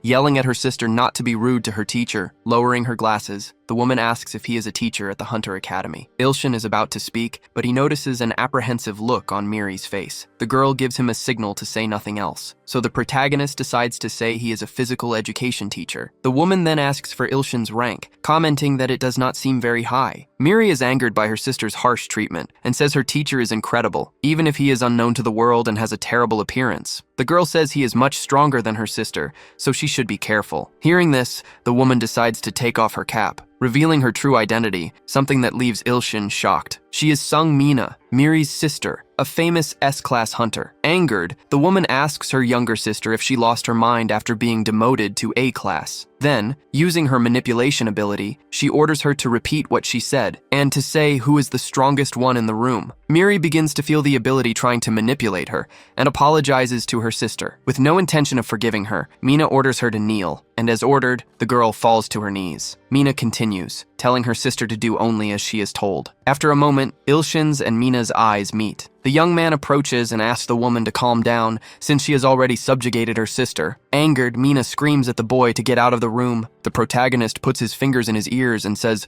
the woman's voice is much louder than it seems. This time, Mina uses her manipulation ability and again orders the young man to leave, but the ability seems to have no effect on him. Ilshin does not seem to realize what happened and asks the two of them to talk things out. Miri, on the other hand, is amazed to see that her teacher managed to resist her sister's mental manipulation. The woman then asks the protagonist for his rank, but before the young man can answer, Mina changes her mind, and with a respectful bow, she asks the young man to take care of her little sister. Putting her cap back on, the woman tells her sister not to skip meals and to take care of herself. Sung Mina is 24 years old, a follower of the god of destruction, and is under the curse of Narak. Ilshin is conflicted about this, because the woman has a bad temper but is Miri's older sister and seems to take good care of her. So the protagonist decides to ask if Mina feels any pain, or if she feels like she has been cursed. He decides to be direct and tells her he is talking about the curse of Narak. As soon as she hears this, Mina lowers her head, and with a sinister gaze, she asks how the young man knows about it. Ilshin explains that he has an ability related to feelings, but is intimidated by the woman's reaction. But the woman's expression quickly changes, and she says it is all right. She turns her back, saying they will meet again soon. The protagonist feels that the pressure from an S-class hunter is no joke. A fight against someone like that would be absurdly difficult. Miri approaches and asks what her teacher is thinking. Ilshin then asks if Miri can accompany him upstairs for a moment. The girl gives a friendly smile and agrees. Our protagonist now stands face to face with a lightning tiger. Even using all his strength, there is still no change. The boy tries to use the smashing god's index finger several times, but it does not work. He believed it would be simple since he is used to these incidents, but he failed. And despite noticing that she is recovering, he does not understand why this is so difficult. The boy asks if Miri can wait a little bit. Then he realizes a notification has appeared. The notice says that some of Miri's abilities are sealed, so the young man decides to focus on the seal with all his concentration. The fact that the boy is staring at her intently makes her blush, but Ilshin is completely focused, as if trying to thread a needle. Then suddenly, a seal breaks out of nowhere. Confused, the boy speaks out loud, asking why the seal broke, and he asks Miri if she knows where her sister is. With a mischievous smile, the young man gets an idea, and he knows he needs to have a serious talk with Miri's family. After much thought, the hero arrives at this decision. We see a building that appears to be a maximum security facility. A few guards patrol the area. The apostle kneels in his cell, thinking about the voice of God he heard when he lost the will to live. The only reason he endured everything was salvation, but it was all a lie, and the man clung to this God with all his might. Scenes from the previous battle returned to his memory, the way he felt vulnerable and used. Now the apostle knows that it was a demon, unlike what he expected. His empty eyes show his lack of faith, but then the man remembers a face, the true God, the God of gods, and then he watches the light coming through the small window of his cell. He asks the God for forgiveness, knowing it was thanks to him that the world was saved. Then the man asks for permission to believe in the great and holy God, and his heart is flooded with faith, now believing in you, Ilshin. The man can see the name of his new deity. His eyes fill with emotion, and the young man gives thanks for being accepted. Then suddenly someone appears in his cell. The masked person asks if the apostle just said you, Ilshin. The figure approaches as the confused man asks how the intruder got in. He also asks if the association's higher-ups have decided to abandon him, even though they always coveted his abilities. Then the man asks if the decision was due to public opinion. He says that even though he is no longer an evil apostle,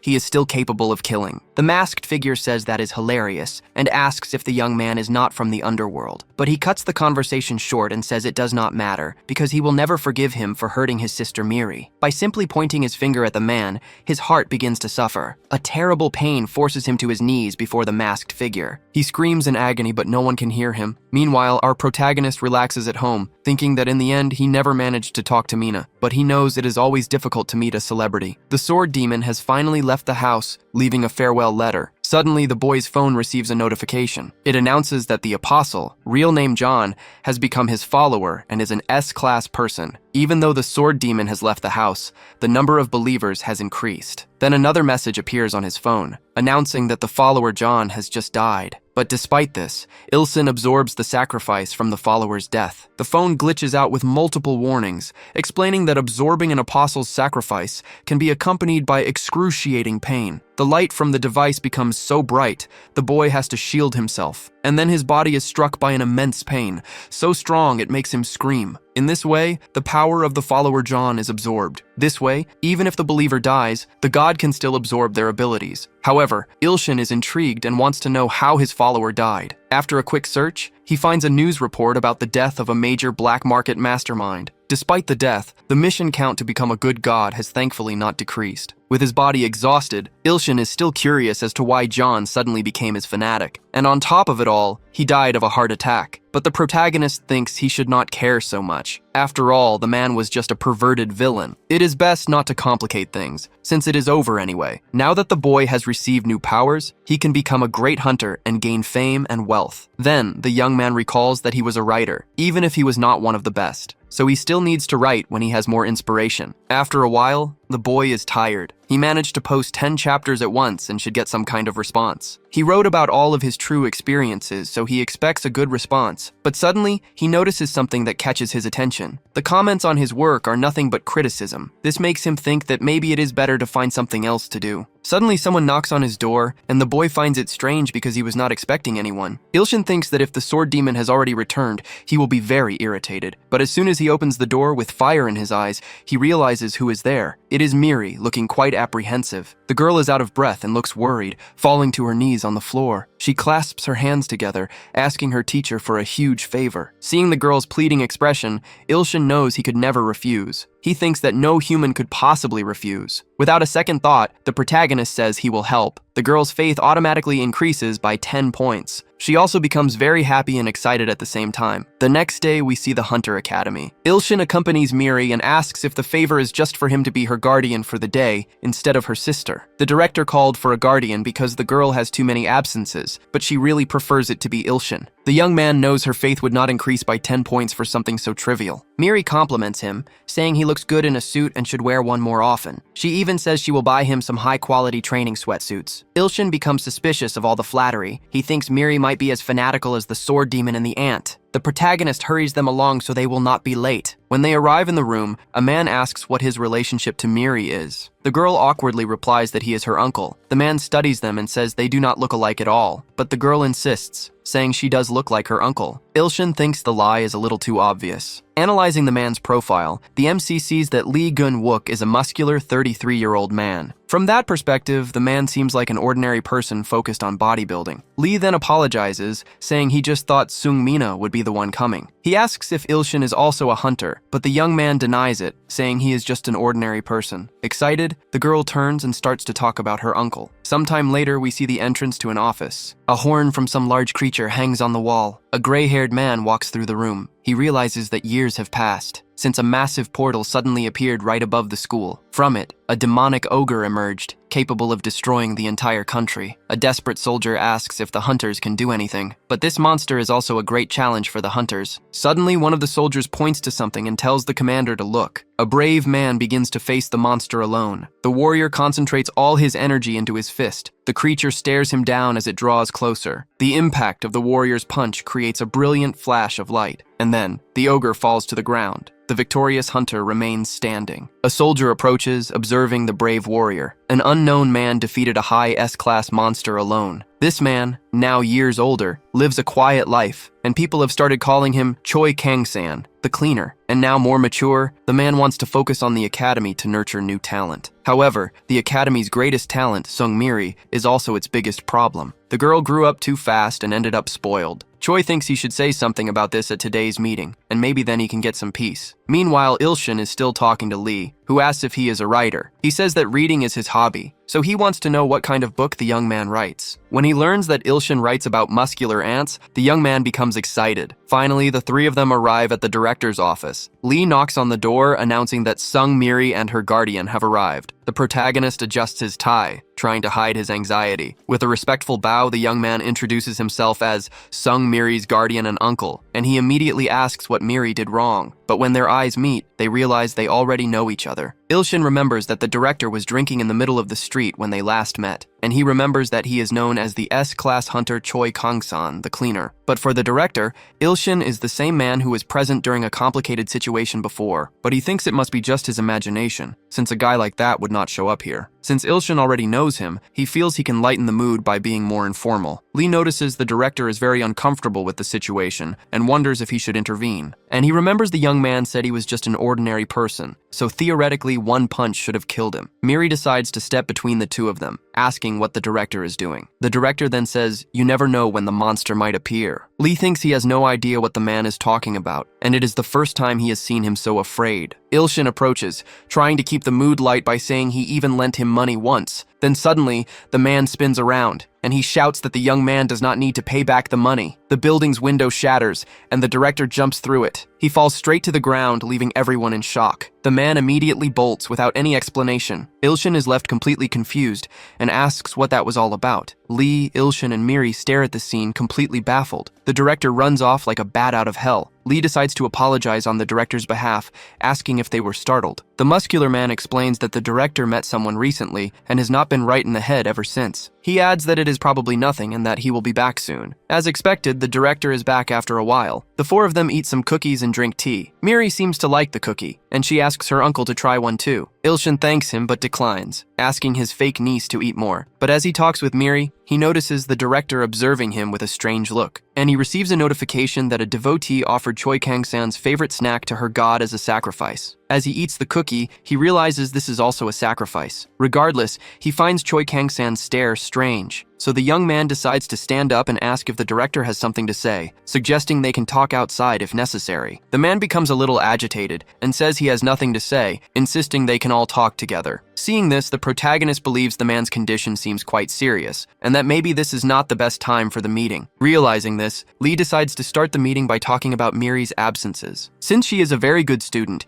it is just a warning for her to be more careful and to ensure her absences do not become a problem. Lee thanks Ilshin for coming, and the director seems exhausted. Since the matters are settled, the young man says they will be leaving, but the director shouts for them not to go. The three look at the man in shock as he says he cannot let Ilshin leave like that. He asks if the young man has any idea how much he has searched for him since that day, and with an emotional voice he says, "This can only be fate." He says with a confident tone that his Hunter Academy has the best equipment, so they should run some tests, and he asks if Ilshin is going to refuse this offer. The protagonist is even startled by the man's strange behavior. The man then says he is willing to beg, but he really wants to run some tests on the young man. Ilshin says that if the man overlooks Miri's absences and does not force her into unwanted training, he can accept. Lee seems a little apprehensive, but the director accepts instantly. And just like that, a new agreement is made between the two of them. Sometime later, the director is with a young woman who says it is not right to test a normal person as if they were a hunter. She adds that previous tests show he was G-class, leaving her intrigued by the importance of the occasion. But Choi has his reasons for doing all this. Ilshin stands before a crystal selector orb belonging to the academy,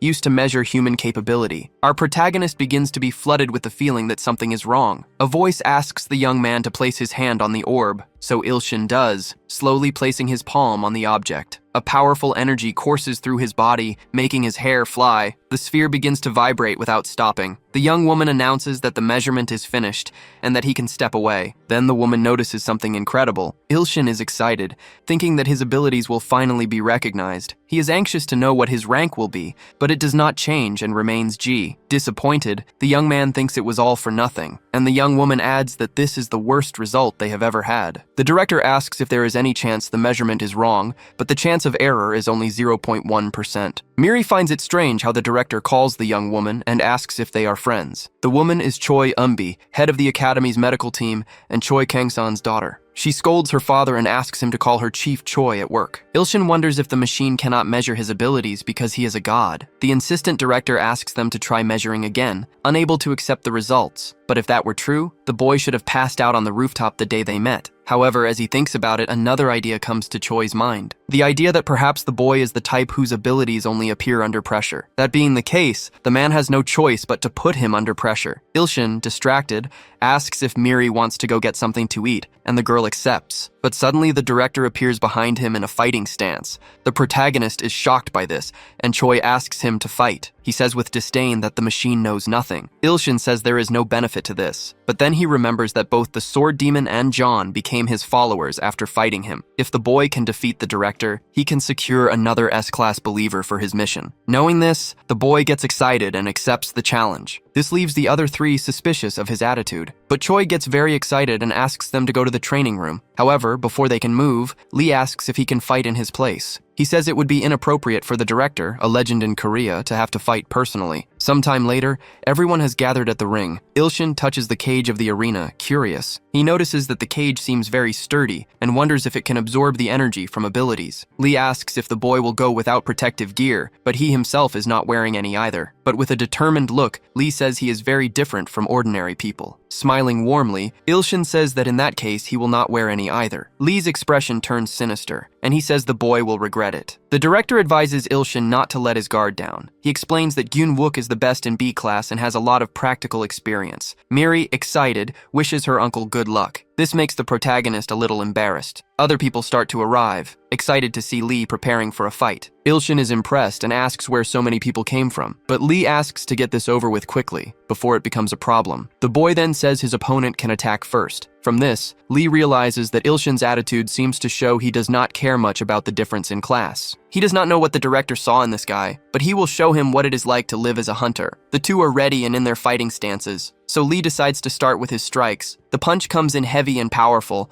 but Ilshin manages to dodge. This impresses Lee, who is shocked despite using little force in his strike. He thinks it must have been beginner's luck, but that ends now. Lee's eyes are fixed, completely focused on his movements. The young man prepares a straight punch from below. Ilshin watches carefully as his opponent approaches, but he takes the full force of the blow this time. The people watching get very excited to see this. Gyun-wook is still standing firm in a defensive stance, but his look changes completely as he realizes what happened. With just a single finger raised, Ilshin is on his feet, appearing largely unharmed. So he decides to use his skill, God-crushing blade, and he points his middle finger toward his opponent. He hits him square in the middle of the forehead. The impact is strong, and Lee barely has time to think about what happened. He flies backward, thinking it is impossible for a G rank to defeat a B rank like this. The man lands on his back, wounded by the last attack. Ilshin thinks that by defeating a B rank, he might be considered an A rank. Lee is down, and it does not look like he will get up anytime soon. Yeonbi, watching everything, keeps her arms crossed. But she adjusts her glasses as she sees the fight's outcome, realizing Ilshin is no ordinary person. Everyone around wonders how this happened, while Lee is carried out of the ring on a stretcher. The protagonist watches the scene, wondering if Lee is alright. But right after, the director climbs into the ring, saying the young man should fight him too. He throws his shirt to the ground, preparing for combat. His physique is still impeccable even after all these years. Choi Kang-san is 58 years old, and his muscles hold immense potential. Looking at the director again, Ilshin notices he has a new notification, and while he is not a fan of fighting huge men, making the director a believer would be very useful. The young man's manic gaze makes Choi feel a chill, but he thinks the boy defeated Gyun-wook so easily that the evaluation machine must be broken. Either way, his power is still far below what the man saw the other day, so the man thinks the youth might actually need to pass out to unleash his powers. But before the fight begins, the protagonist proposes a bet. Extending his hand, he says the loser will owe the winner a favor. Choi says he can accept, as long as it is nothing illegal. Ilshin explains it is nothing strange, but he will only say what it is if he wins. Choi is impressed that the boy is truly convinced he will win. The protagonist thinks that if the man does not become a believer upon losing,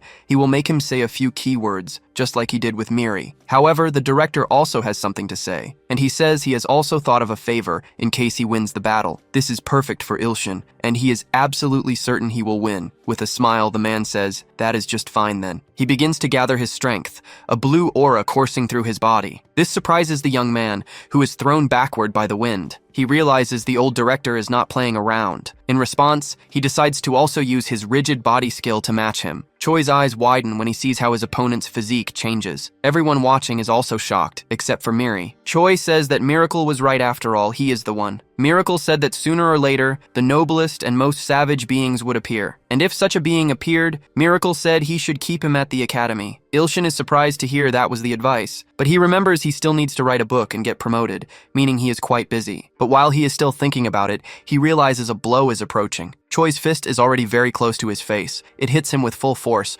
causing a loud crash in the ring. Miri and Eunbi are stunned. The director moves with extreme speed, but he realizes his opponent is truly no ordinary person. Since he blocked the blow, he decides to see if Ilshin is truly the one from the prophecy. Surprised by the director's speed, Ilshin prepares to attack, but Choi's reflexes are also ready. He manages to land a punch right on the protagonist's chin. The impact is powerful, and the young man feels the hit. Choi is completely focused on the battle. Miri grows worried when she sees her teacher take a direct hit, but Ilshin is not ready to give up. He carefully observes his opponent's movements. He decides to strike him with a kick aimed right at the ribs. The older man feels the impact of the kick. He returns the favor, kicking toward his opponent's ribs. Ilshin feels intense pain and cannot help but let out a cry. Choi praises the boy, who wonders if the old man is really an S-class. But even though his opponent is extremely strong, the young man knows it is worth the fight and that he has not yet used his full power. Choi says he will defeat the boy and make him join the academy. Therefore, he will use his full power. The protagonist takes a defensive stance and wishes his opponent good luck. Then he begins to move, restarting the fight. Choi's footwork is extremely fast and firm. The man then shows he is truly using his full power. The people watching grow anxious, since the man already exploded a monster as if it were a balloon, and they hope he does not do the same to the boy. Miri thinks that no matter how strong her teacher is, this is still madness. Worried, the girl thinks she must find a way to stop them. The two prepare powerful punches,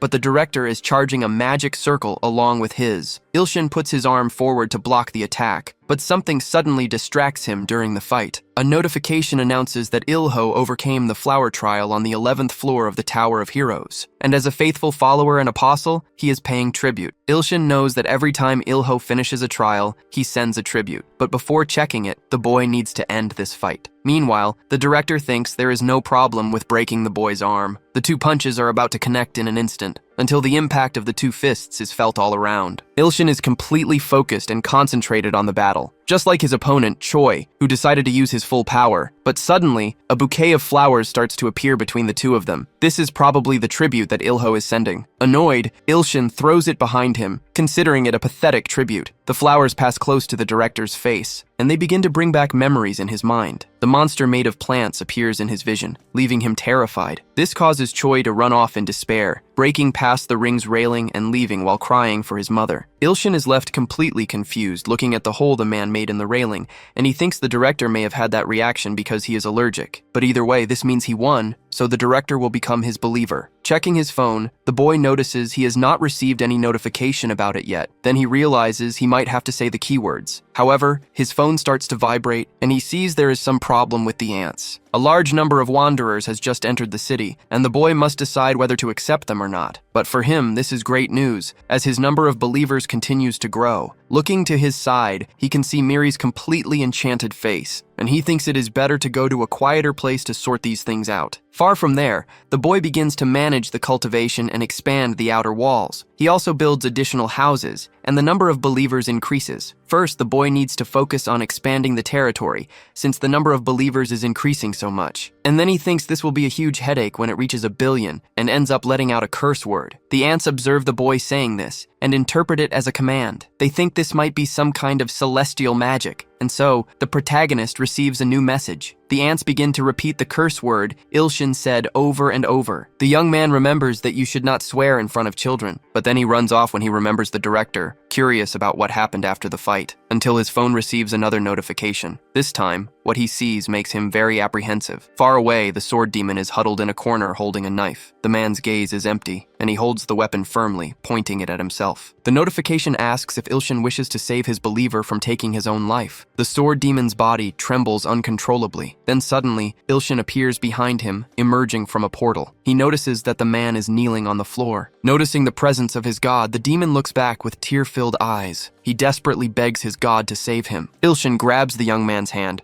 trying to take the knife from him. He succeeds, throwing it to the floor immediately after. To be safe, he quickly kicks it far away. He then asks why the man is suddenly thinking of taking his own life. But the sword demon says that is not quite it. This makes the protagonist very suspicious, because it seemed so imminent. Then suddenly, a masked person appears behind them. With bright red eyes, the person says nothing, but the figure realizes they did not sense the boy arriving, and wonders where he came from so suddenly. The demon shouts for the sword god not to let his guard down, as the masked person might try something. Noting that they even modified their voice, this does not seem to be just any pervert. Ilshin then begins to observe the figure more closely, and he realizes it is not a guy, or even a pervert. He then asks what Sung-mina is doing there. The young woman says nothing, remaining silent for a moment. The sword demon holds his scabbard and wonders what the girl is doing there. In an angry tone, the girl speaks only to the hero, and Ilshin explains that, as he said before, he senses things differently. The sword demon is shocked to learn that his god knows such influential people. The young woman then decides to take off her mask. She faces them both with a determined look. The sword demon is shocked by the girl's immense beauty. He cannot help himself and comments on it. He then thinks it is hard to imagine someone so angelically beautiful could act so maliciously. Sung-mina says it is ridiculous that an A-class concealment mask does not work. She screams,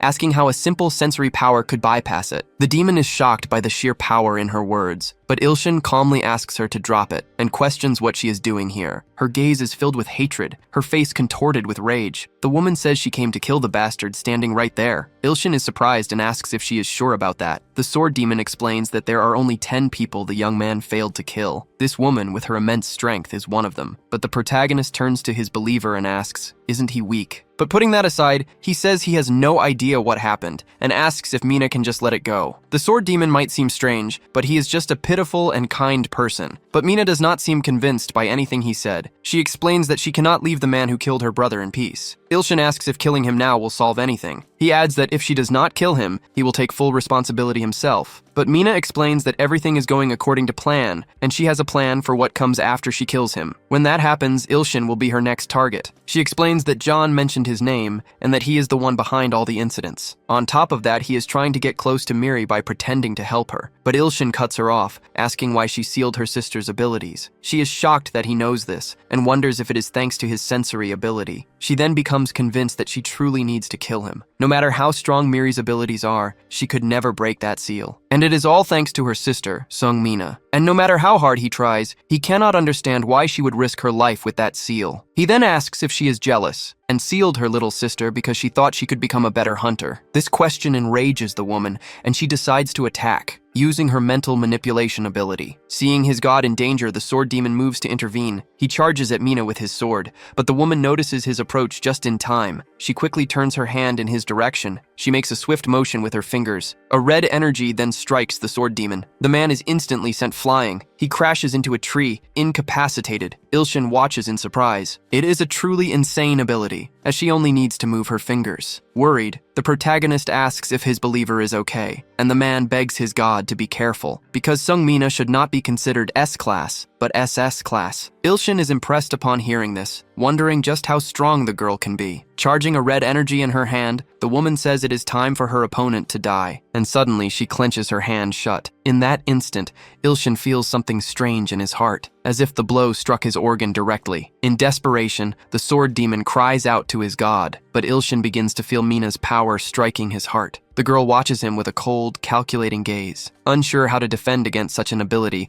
the boy's expression changes. The sword demon begins to despair, screaming non-stop, until Ilshin loses his patience and tells the boy to shut up for a bit and says it just feels like a little tickle. Greatly relieved, the demon smiles, and the protagonist starts to laugh, asking for the tickling to stop. Mina is shocked, because this time she sent the attack at full power. The girl then admits that the boy is much stronger than she expected, but if he thinks her abilities are limited to just mental manipulation, he is sorely mistaken. A blue energy begins to course through the girl's body. The sword demon grips his weapon with both hands, thinking they are in big trouble, and now Mina's eyes are glowing as she tries to control a scarlet energy. The demon tells his master to be careful, because Mina is considered SS class. Currently in Korea, the highest rank for hunters is S-class. If that is the case, Mina is much stronger than Director Choi. The girl then simply orders her opponent to burn. Ilshin remains vigilant, watching the girl, and the sword demon is extremely worried. Suddenly, a gigantic fireball begins to fall towards the two of them. Ilshin tries to shield himself with his arms but still takes damage, as is his believer, who is also struck. The fireball explodes moments later. The protagonist looks at the burn on his arm and at the gigantic crater that formed in the ground where the fireball landed. So Mina possesses an incredible attack ability on top of her mental manipulation, but with a wicked smile, the girl says she has not even started. Now, a ball of blue energy begins to form in the sky. It heads towards the boys as Mina screams for them to freeze. The ball falls towards them, landing right between them. Ilshin watches it and feels something strange in his body. His feet begin to freeze, and the sword demon is already covered in ice. The protagonist wonders if the girl can really use so many different attacks like this. He then asks Mina if she is a spiritual hunter, and the girl confirms. With a bit of effort, the young man manages to break free from the frozen ground. He says that all this ice is just an illusion. The girl's power is nothing more than a hallucination. Mina confirms, saying her ability is spiritual, so everything is just an illusion. Some rocks begin to fly toward the hero. The girl says that a perfect illusion is not so different from reality. The sword demon is still unable to free himself from the ice, and Ilshin starts to see several rocks flying toward him. Then Mina starts to lift a gigantic rock with the power of her mind. Much larger than she is, she prepares to throw it down on her opponents. Mina says it does not matter if it is an illusion, because if something that large hits someone, that person will die. Then with a swing of her arm, the girl hurls the rock. She says that if Ilshin does not want to die like this, he must reveal his true identity and his purpose. But the young man knows that even if he tells the truth, she will not believe him. But he decides to risk it, and says he is a writer. He is also the god of an ant colony. Right now, He is focused on turning Miri into an S-class hunter, so he asks the girl to please release his sister's seal. Mina does not believe him and says it seems the young man is eager to die. So since that is the case, she orders him to die right now. With a push, the young woman hurls the rock,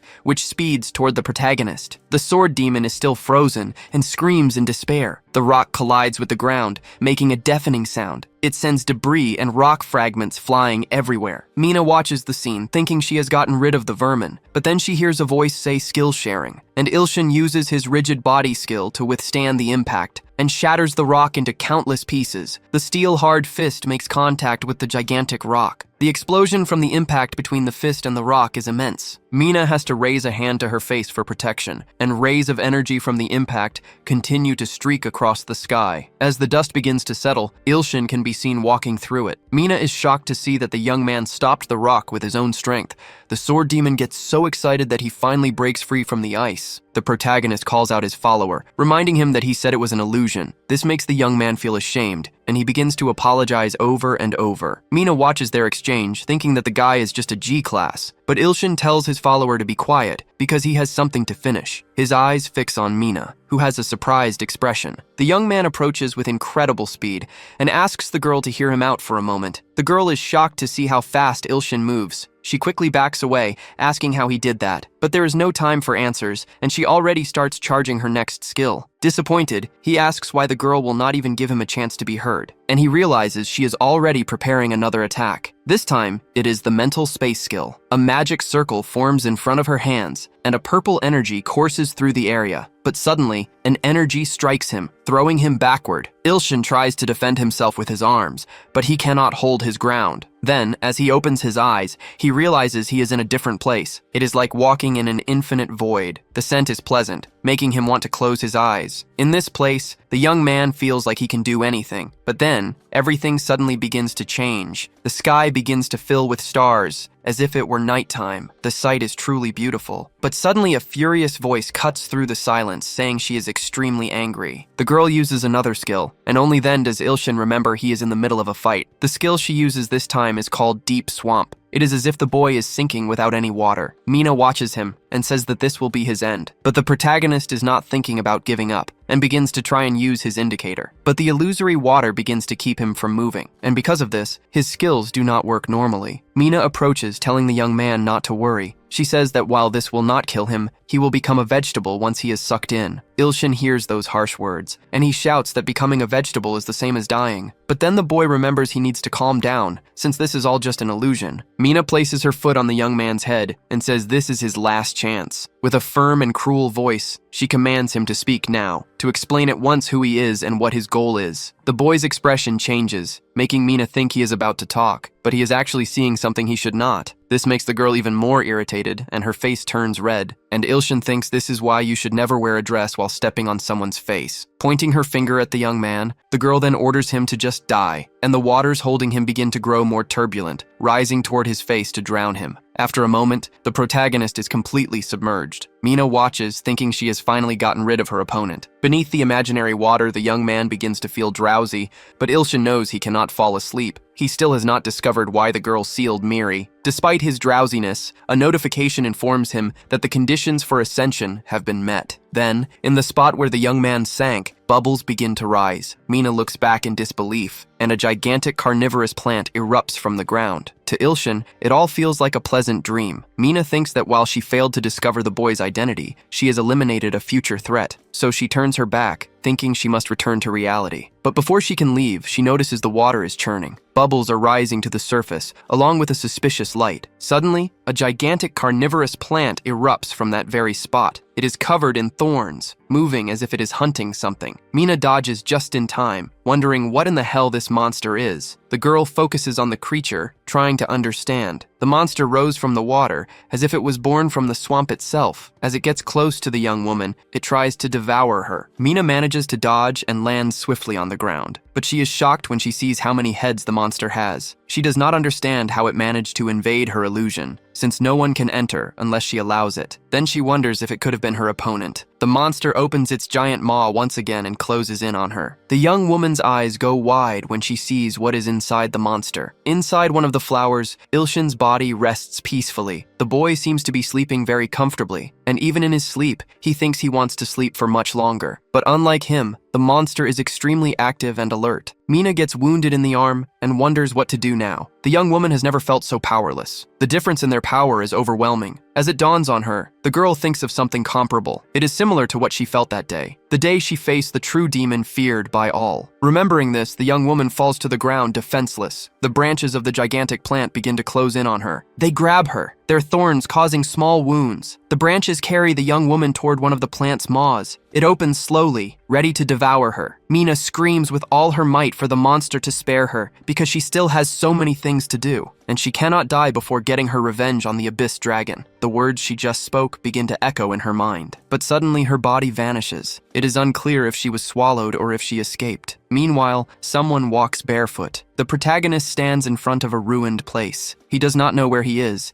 and remembers that a short time ago he was fighting Miri's sister. But then something to the side catches his attention. A strange light appears, and he begins to follow it. A notification announces that the power of the blind god's eye has been activated, and Yu Ilshin is now watching Mina's nightmare. In that moment, he can see the reason why Sung Mina sealed Miri's abilities. Her bad temper and nightmares began 15 years ago. The Abyss Dragon, considered the worst monster in history, was only the beginning. The monster killed thousands of people at once. And it was this dragon that killed and ate Mina and Miri's parents. And it placed its own mark on the two girls. Seeing the sisters' great potential, the dragon wanted them to grow up as a sacrifice. After that, with the help of this mark, Mina managed to become an S-class at only 14 years old. After that, she lived only to avenge her parents. There were rumors that the Abyss Dragon had died, but the girl did not believe them and lived her life believing it would one day return. However, the curse never left Mina. Just as her abilities grew, her lifespan was also gradually shrinking. It was clear she could not live long this way. A curse that makes a person develop very quickly, but shortens their lifespan. The problem was that this curse was not only applied to her. Her sister was also growing powerful. Mina tried to remove the curse, but she failed. So she chose to seal her sister's abilities and further reduced her own life expectancy. This way, even if she could not stop it, she could at least slow down her growth to S-class. What the girl wanted was for her sister not to live only for revenge. Ilshin watches this, stunned by what he sees. But he cannot hold back his emotions and begins to cry. Suddenly, Sung Mina's spirit shatters after being swallowed, and the illusion is destroyed. The sword demon had been calling him for a while, but the young man did not respond. The young man says he is happy to see that his god survived and asks what they should do with the girl now. That perhaps it would be a good idea to hand her over to the Hunters Association. Desperate, Ilshin approaches the girl, trying to check on her condition. He holds her and repeatedly asks the girl to wake up. After he calls her name a few times, the young woman shows a sign of life. Worried, the boy asks if she is hurt. The girl tries to say something, gathering her strength, but she only manages to say the word mom. Ilshin grows worried upon hearing this, and his expression changes. The sky is clear and the sun shines on the horizon. We see a tall house in the middle of an isolated plot of land. Sung Mina is sleeping peacefully, even sucking her thumb. Ilshin realizes his healing finger is not working. Worried, the boy decides to ask his followers what he can do to try and heal Mina. A workout addict says the secret is to make the body stronger. The sword fanatic follower replies that the hero should opt for sacrifice, since the girl will die anyway. Another person comments that as soon as he becomes a high-level god, his ability will be able to heal anything. The boy starts to remember what happened before. He remembers that the rose that blooms at night appeared. In this situation, the boy understands he was provoked while still unconscious, all because of the rose that blooms at night. Then, an insight strikes him, and the boy starts to think he is a genius. He asks his follower named Nightmare if he is not right. The follower says there is a way to fix things. With his face bright red, the protagonist cannot believe the only way to heal her is to sleep together. The soundless Nightmare confirms, stating there is no other way. Convinced, the boy lies down on the bed below Mina's, but he suddenly gets up and looks at the girl. He adjusts the blanket for her, but the girl suddenly wakes up. Mina asks what the boy is doing, and he tells her he is going to make breakfast. Sleeping together in this case is not romantic, but a way for Mina's memories to slowly return in the form of dreams. In other words, she just needs to share her dreams with the boy. To test her, the young man starts asking questions about her name and favorite things. When he asks what she hates most, the The girl replies that it is the scary flower. Mina's mental age seems to be that of a small child. News spreads that the S-Class hunter has been suddenly kidnapped. This means Ilshin must stay hidden with the girl for now, until she returns to normal. In any case, Ilshin thinks it is best to contact Miri. Meanwhile, outside, the sword demon is training. Upon seeing his god leave the house, the young man becomes alert. He gives a respectful greeting to his master. He comments that the training from the sword god is very different, an unconventional swordsmanship that shatters all preconceived notions about swords. Ilshin remembers paying a high price for this, all to evolve his follower. After all, the boy needs 1 billion S-Class followers to complete the mission. A notification announces that the number of S-Class followers with the potential to transcend has increased by 2. Ilshin notices that back in the village, Auntie and Ilho have just reached S-Class. This means the sword demon can also evolve soon, and the best way to get S-Class followers is by evolving his loyal ones. That is why the boy decides to invest in equipment to improve them. However, items bought with his coins cannot be returned, and the boy feels cheated. Regardless, Ilshin chooses not to lose hope. He thinks about the growth potions that work very well with Ilho and might be effective on the sword demon as well. As he waves to his follower, he asks him to take the potions while he trains. He tells him he is going to prepare breakfast, so he should get back to his training. The demon tries to offer to make breakfast, but Ilshin says he is more useful getting stronger. Kneeling, the man's eyes shine as he says he will certainly meet his god's expectations. Meanwhile, Ilshin worries about what to make for breakfast. While looking at his phone, he reads a message saying Baek Yu-hyun will rip off the head of Mina's kidnapper if they touch a single hair on her. The moment he finishes reading the message, a gigantic explosion occurs behind the protagonist. He and the demon look back, apprehensive. A man in heavy armor approaches, asking where Mina is. It is Baek Yu-hyun, a 26-year-old man who wields a great flame with the potential for transcendence. Surprised, Ilshin asks if he is really Baek Yu-hyun. The sword demon takes offense at the way the newcomer speaks to his god. He says the man should be more respectful when addressing the great sword god. When the redhead shows he does not know of such a god, the demon is disappointed, saying that is quite childish. He decides to taunt him, saying the little girl he is looking for is already defeated. She was easily defeated by the sword god and has now become completely dependent on him. Baek becomes furious hearing this and says that if it is what he thinks, he will destroy the boy. The demon continues his taunts, saying the two of them are not afraid of a little dog that only knows how to bark. Asking his god to stay back, he says with great confidence that he will take care of the intruder. He lunges forward, preparing a strike with his greatsword. Baek simply stops the blade with one hand, preparing an attack of his own. He then extends his hand, unleashing an enormous flame toward the demon. The demon falls to the ground moments later, charred. Ilshin is stunned, and in the next instant, the man vanishes. He reappears in a matter of seconds, grabbing Ilshin by the neck. He asks in a firm tone where Mina is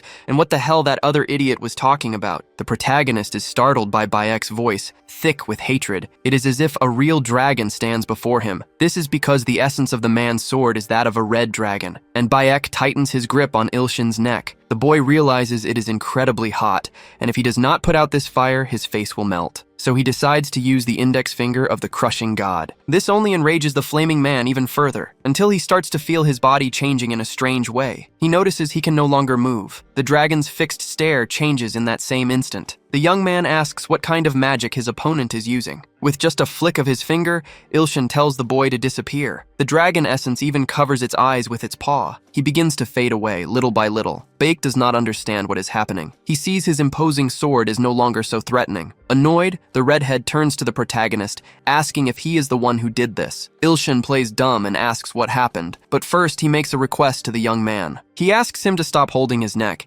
as it is sensitive to heat and still quite hot. Meanwhile, the sword demon watches everything while pulling himself together. He is impressed to see that his god is able to face such a strong opponent on equal footing. But as the two argue, Sung Mina suddenly comes out of the house. She lets out a loud shout, telling them to stop it. She says they are making so much noise that she cannot sleep. Seeing the girl, Baek quickly asks if she is all right. But the young woman's gaze is filled with displeasure. That is because the young woman has noticed the redhead squeezing Ilshin's neck. Then, pointing at him, the girl calls him a bad man. This shatters Baek's heart in an instant. Then, Mina's eyes begin to glow. The girl launches an attack in the redhead's direction. It strikes him dead on and pushes him away from Ilshin, sending him flying violently into the distance. He crashes to the ground, making a loud noise. After a few seconds, the young man is injured but still conscious. With his body trembling, he asks the girl why she did that, but Mina ignores him, simply shouting Miri's name. She runs toward Ilshin asking if he is alright. Apparently, the girl believes the protagonist is her little sister. Mina continues to caress the young man, telling him not to worry. As she hugs him, she says she will protect her little sister from the bad guys. Seeing the young woman hugging another man like that leaves Bayek even more heartbroken. Meanwhile, Mina caresses Ilshin's face, asking if her little sister is hurt. The young man has to catch himself for a moment, as he almost calls her sister, but his gaze shifts to Beck, who is still on his knees. He remembers the rumors that say he and Mina are a couple. He then understands why the redhead is suffering so much now,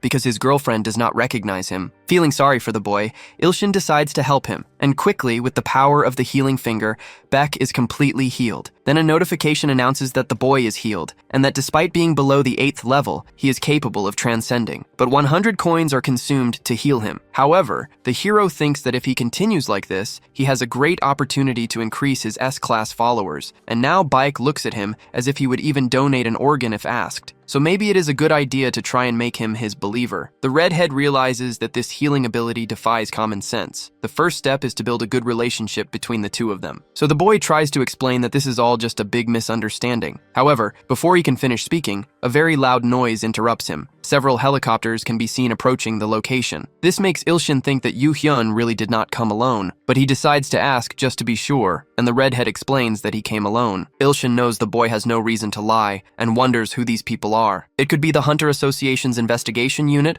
or someone wanting the bounty on his head, but either way, this does not look good. And with this many people, it is definitely going to be a problem. The helicopters move closer to the boys, and from inside, several agents begin to jump out. Ilshin watches them, trying to identify who they are. And from inside one of the vehicles, a familiar face can be seen. It is the Academy director, who wears a grim expression. Miri is also there, and the director might believe he is dealing with a kidnapper. Mina becomes excited when she spots her sister. The protagonist, on the other hand, grows anxious, wondering how he is going to explain all of this. Time passes, and after a few hours, Ilshin explains everything that happened, including the story he saw in Mina's nightmares. Now Miri knows why her sister sealed her abilities. Overcome with emotion, the girl begins to cry, and her sister hugs her. The two embrace and declare their love for one another. Yoonbi approaches and hands something to Ilshin. It is a B-class license because, according to the director, the boy summoned a monstrous flower. As soon as they mention the monster, Mina runs away in terror. His ability to summon strange creatures is highly rated, which is why he receives the license. Ilshin realizes they are talking about his rose that blooms at night. The director asks if the boy wants to come work at the academy, since he could now be a teacher, but Choi offers to pay him double the starting salary. Yoonbi shows him the amount, and the boy's eyes light up. So Ilshin decides to accept the invitation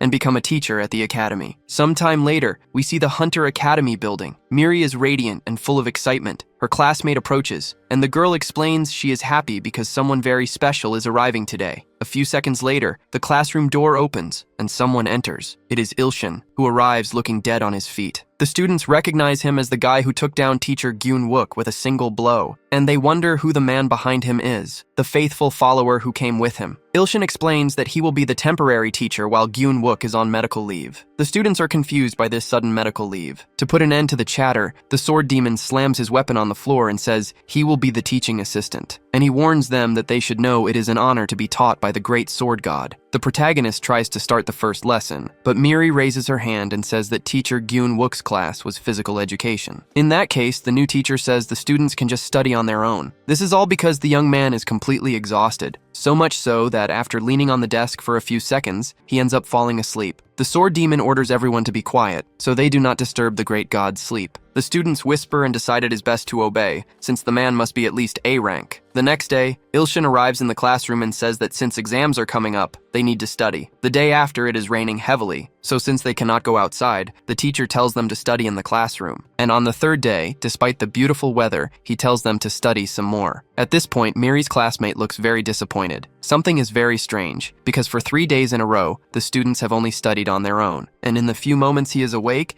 the teacher is just playing some game about ants on his phone. Even at lunchtime, the girl is surprised. The teacher is eating with them, saying it is great to have a job where you get free lunch. With a completely straight face, the young man asks Ko Myungji why she is eating so little. Miri still seems enchanted by Ilshin, but Ko thinks she must be blind. So, sometime later, the girl decides to ask her friend why she likes that weird teacher so much. The two are walking down the street together, and Miri asks if she is referring to teacher Yu Ilshin. The young woman says she just thinks he has a special charm. Then she looks at her phone and says her sister and Ilshin must be waiting. Miri says goodbye to Myungji, who is surprised to see that she meets up with Ilshin after class. From that moment on, the girl decides she will find out what her friend sees in that guy. The next day, the teacher gathers the students and says that instead of studying on their own, they will do some combat practice. Myungji thinks this is her chance to beat the guy like a dog, but Ilshin says the sword demon will handle everything because he is too sleepy. Myungji is irritated that the slacker is still thinking about going to sleep, so she finally decides to get his attention. The girl raises her hand, asking to speak with the teacher, and says she does not have a partner for the fight. Ilshin realizes the class really does have 21 students, and he never considered it, but the girl steps forward and says she wants Professor Ilshin to be her partner. The sword demon says this is very bold,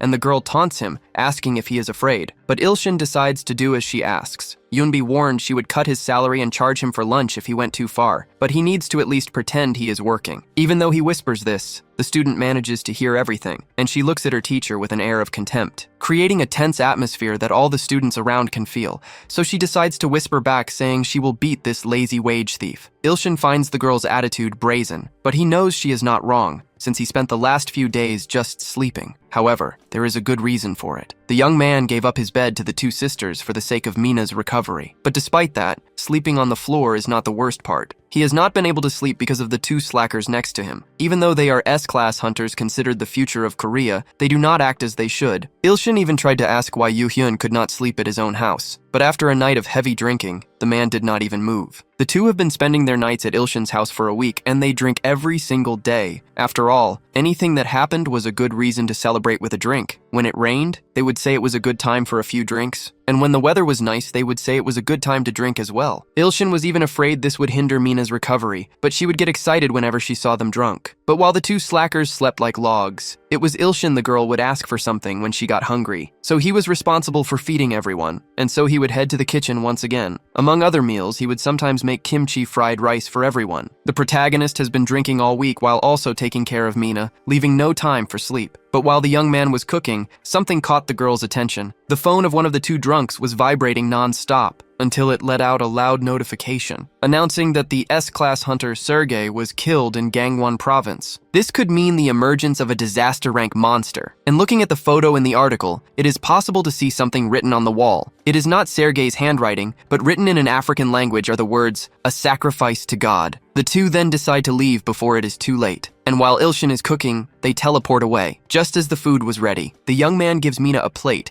telling her to finish eating and get ready for school. Whenever he leaves for school, the young man leaves Mina with teacher Yoonbi, and the two get along very well. But regardless, the young man says he will work hard. Go Myungji is a 19-year-old girl with the abilities of a necromancer, something that leaves the protagonist impressed. The student says she will start the fight, and asks her subordinate Hades to open his eyes. Ilshin understands that Hades is the king of the underworld in Greek mythology. Myungji begins to concentrate to use her spirit summoning ability. Then, a man's figure appears right behind her. The summon is gigantic, and it seems to be very powerful. It is the giant zombie Hades, a summon ranked 7th in the underworld. This excites the young man, as his opponent's abilities seem quite fun. Just as he is about to be struck, Ilshin prepares his steel body ability, but something catches his attention, and the young man looks up. Hades seems to freeze before he can land the blow. Myungji finds this strange and asks what happened. But the zombie kneels down and bows in reverence. He says he is honored to meet the great and supreme existence. The student does not understand what happened, because a summoner's command must be absolute. The other students are also shocked, as the teacher seems to have subjugated the summon. The sword demon says this is to be expected from the great sword god. Annoyed, Myungji starts hitting her summon, looking like a squirrel next to a tiger. Ilshin tries to resolve the situation by faking a fight, but the zombie says that would be far too bold of him. Hades says he feels the strength of his master, the mountain-crushing giant within Ilshin. And the protagonist remembers that the summon served that man as a knight. Without realizing it, the young man places his hand on Hades' head, as if he were the mountain-crushing giant himself. And so, Hades' past floods his mind. Back then, he did not look like a zombie. Hades became the giant god's knight out of admiration for him, but he failed to protect that priestess and ended up losing his life. He then became a resentful zombie ghost and wandered endlessly through the underworld until Myungji summoned him. The story leaves Ilshin quite emotional. A notification asks if the young man would like to collect the giant's fallen knight, and without a second thought, the young man accepts. Thus, Ilshin inherits the follower of the mountain-crushing giant, and it is possible to evolve him even further, which impresses the young man. The notification then asks if the young man would like to use his divine energy to evolve him. Ilshin accepts immediately, and an energy flows through his body. The zombie Hades then begins to shine with a golden light, and in that same instant, he begins to scream in agony, as if a powerful energy is possessing him. The students are stunned, realizing they are witnessing a miracle. Even the protagonist is shocked to witness an evolution. In the ring, the zombie begins to glow, emitting immense energy. As it rises, its body begins to undergo changes. Its skin changes color, and strange markings appear on it. Its face changes drastically, becoming more like a skull. And finally, Hades, the zombie giant,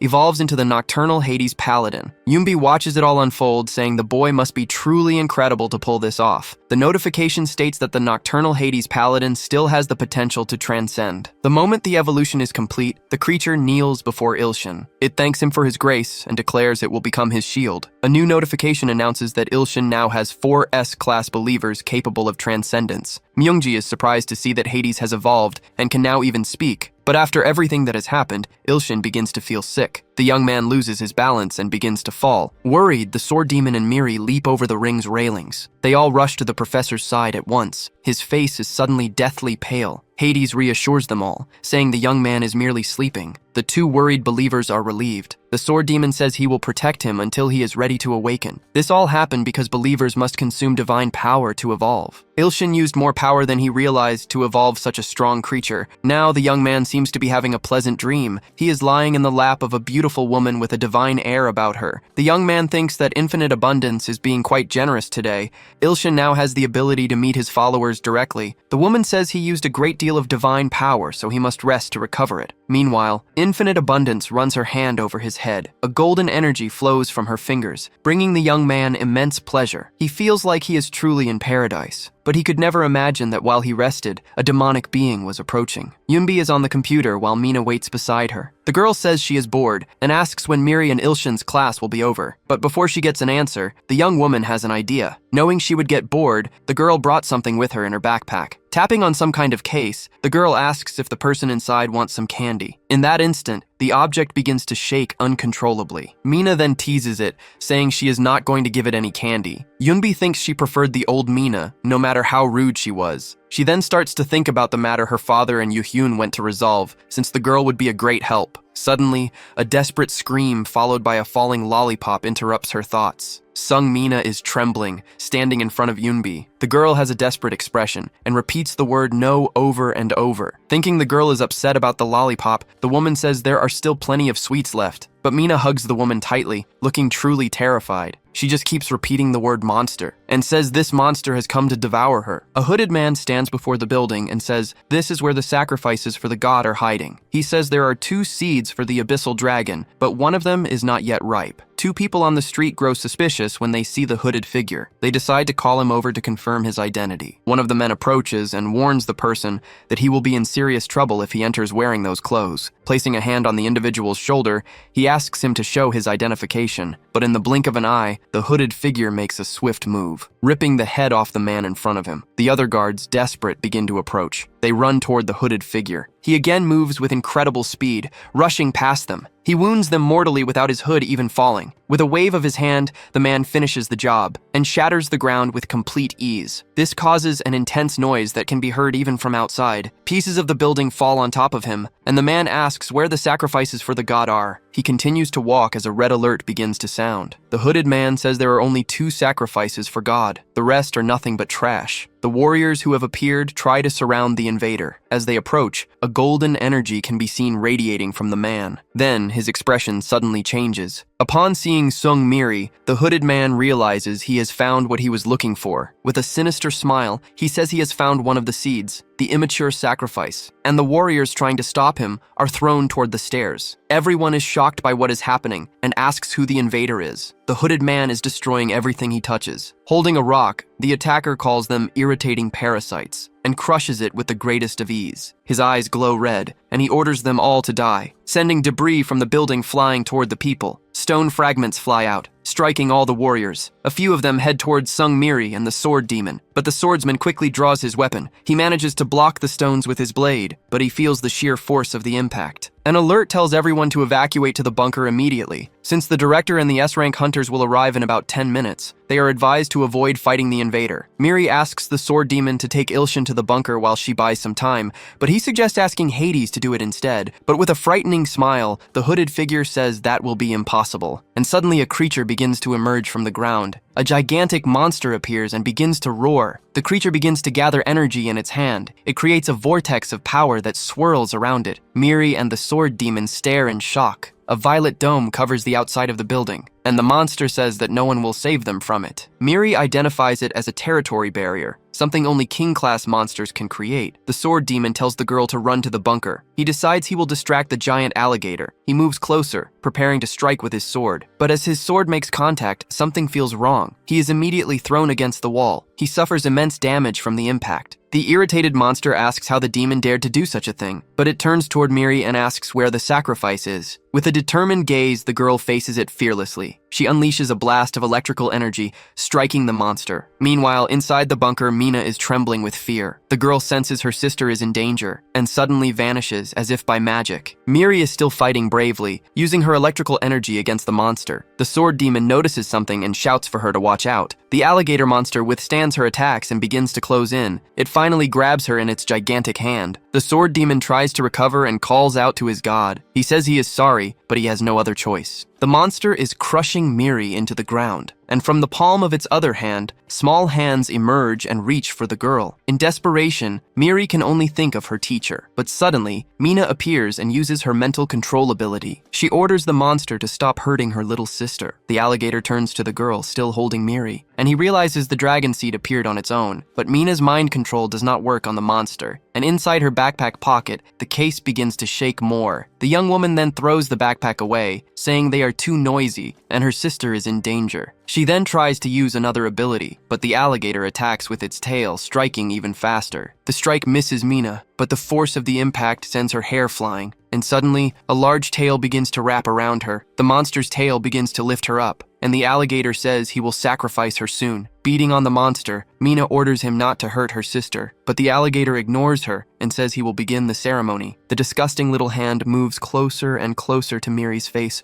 who trembles in fear. In desperation, Mina begins to cry, begging for someone to save her sister, and with all the strength in her lungs, she screams, "Yu Ilshin's name." Far away, the young man is still lost in his pleasant dream, but as soon as Mina screams his name, something changes. The boy seems to feel something different. He feels he needs to go, and tells the lady. But the divine abundance says his power is not yet restored, and he could be killed by the apostle of the god of destruction. But the young man knows he has to do something anyway. A hand reaches for Mina's backpack, lying on the ground. The girl screams the hero's name in desperation. Her desperation grows when she sees her sister being hurt by the monster. The ritual is over, and now it is time to offer the sacrifices. But suddenly, a swift cut is made. In the blink of an eye, a tail goes flying through the air. It lands on the ground, right in front of the monster. The monster screams for its precious tail as a figure appears holding Miri. His name is Gustav, apostle of the unknown god, active for 85 years and responsible for the SS rank harvest. Surrounded by a sinister red aura, the protagonist appears holding Miri. He repeats over and over that he wants to cut up a crocodile. The girl can barely recognize her teacher. He sets her down safely on the ground. He keeps walking toward the monster with a malicious smile. The alligator begins to tremble at the sight of that figure, but it also charges toward its opponent, calling him a sewer rat. With impressive agility, Ilshin dodges the monster's attacks, and when he is about to meet its fist, he prepares himself, and he leaps, performing a skillful flip to dodge, laughing the entire time while holding a small knife. The monster opens its gigantic mouth, and Ilshin is about to fall right into it. However, he performs a quick spin with his body, making a sharp cut right across the alligator's mouth, and he manages to move his body with agility and dexterity. Immediately after, the monster snaps its jaw shut with all its might, but it realizes the attack was not very effective, because the protagonist is standing right on top of its snout. He licks the knife that wounded the beast, repeating that he wants to cut everything. In a zigzag motion, the boy runs across the body of his gigantic adversary. His eyes are red and glowing. The sword demon watches everything, leaning against a pillar. The monster, now wounded, uses its arm to brace itself on the ground, and it seems truly exhausted after all the attacks. But Ilshin raises his small knife and says the fight is not over yet. The alligator stares at him with its yellow eyes, and it admits that its opponent is indeed very strong, but it also reveals that it has not yet shown its full power. Ilshin smiles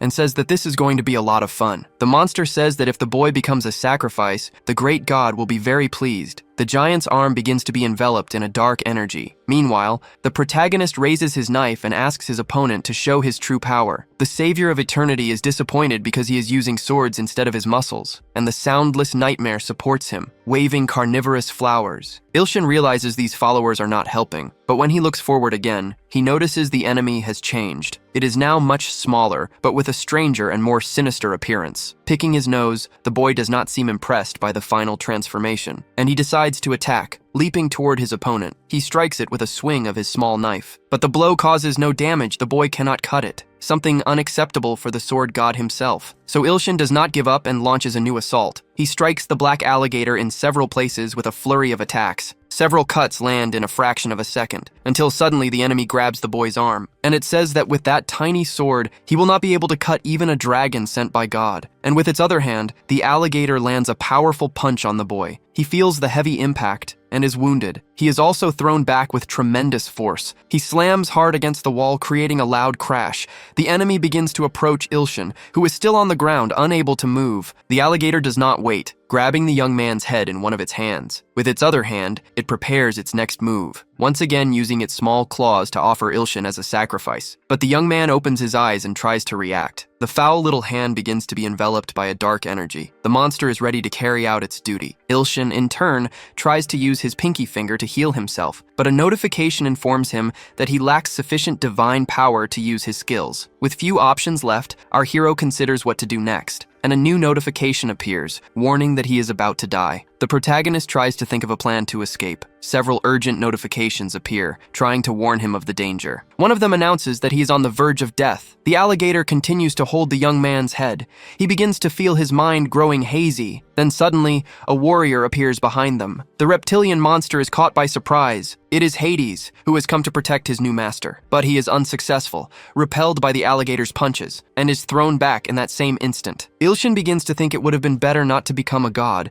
and to just pretend he never saw someone die. Ilho begins to shout for his master to be strong. Auntie is also praying for her god to endure. Ilshin begins to hear the sincere pleas of his followers. They are all crying out for him to hold on. The sword demon apologizes for being unable to help. A portion of his divine power begins to be restored by the tears and prayers of his followers. However, the small hand of sacrifice is now very close. The sharing skills are released, and 2 new ones appear. In the final remaining instant, the hero manages to react. His hand steadies as he grips his knife, and he manages to strike the alligator's hand, ripping it off. The monster looks at its arm in disbelief. It lets go of the young man, who uses his skill share from the sword god, thus activating the skills of the demonic sword god. Meanwhile, outside, the director and Yoo-hyun try to enter the site, but without success. Choi gets annoyed, as all of Korea's S-class hunters have gathered to come. The redhead thinks that even a miracle would not be enough. But suddenly, a fissure appears on the dome, and a large gash begins to weaken it. Ilshin starts moving again, recovering his energy. He begins to make strange movements, which confuse the alligator. His gaze turns maniacal again, and the boy repeats that he wants to cut everything. He sends some fragments toward his opponent. They behave like projectiles, heading toward the monster. The giant tries to defend himself,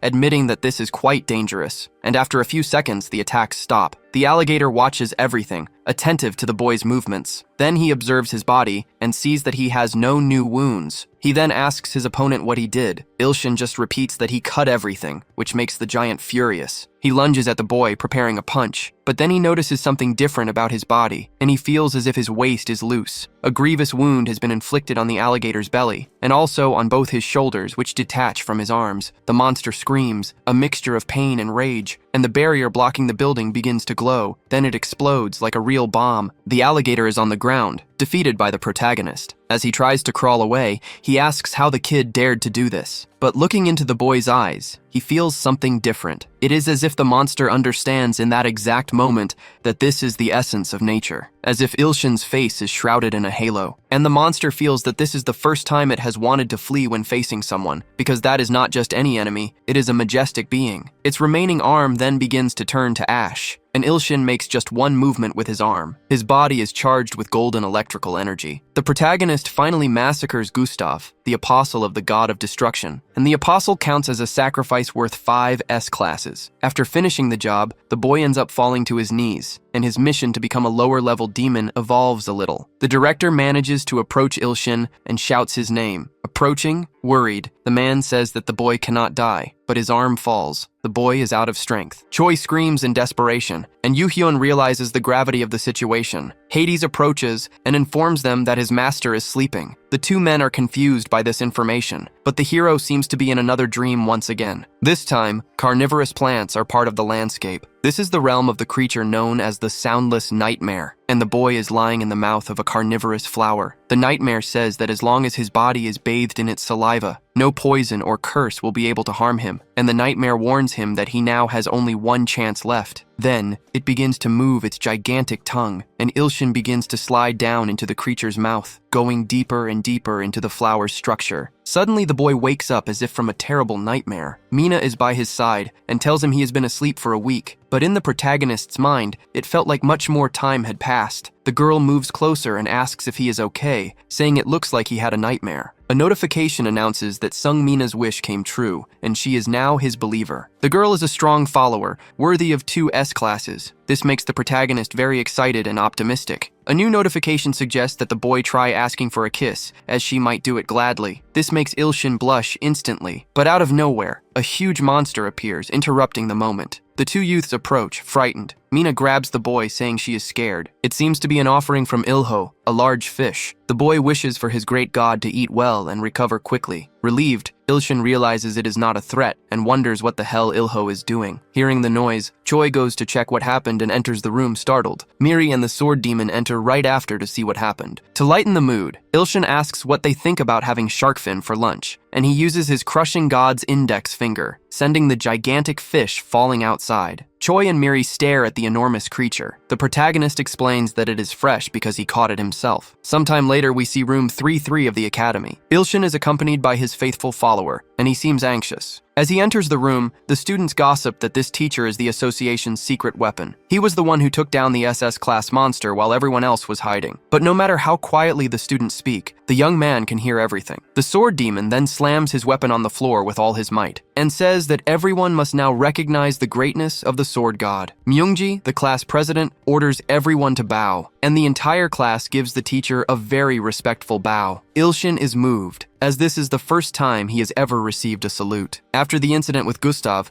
the boy is happy to see that the children are all in high spirits. So the teacher decides to start the class, saying it has been a while since they last saw each other. So now they can have some more study time, because deep down, the young man just wanted to work on his manuscript while the students studied. But upon seeing everyone's faces, he decides to say he was just kidding, and announces that he will see them all one by one. The next student in line is a very large girl. The young woman sits down, ready for her turn, named Heojeo. The student is 19 years old. She looks healthy on the outside, but inside, her energy is completely distorted. Ilshin uses his counseling for healing treatments. He does not seem like the best physical education teacher. He asks the girl not to move and uses his healing pinky finger. A green energy passes through the student's body at that same moment. Feeling her sensitivity twice as high as normal, Heojeo asks how the teacher did that, but in truth, the young man only performed a minor healing on her blood. As he calls the next in line, the young man's expression changes. Miri and the sword demon say they want counseling too, but Ilshin says they should both be at home training. The demon says this is different from what they do at school, and the teacher confirms it. But since they are here, Ilshin decides to give in and asks which of them wants to start. The two fanatical believers try to start at the same time, and this causes a jealous argument between the two of them. To try to calm things down, Ilshin says he can do both of them at the same time, but he suddenly notices a notification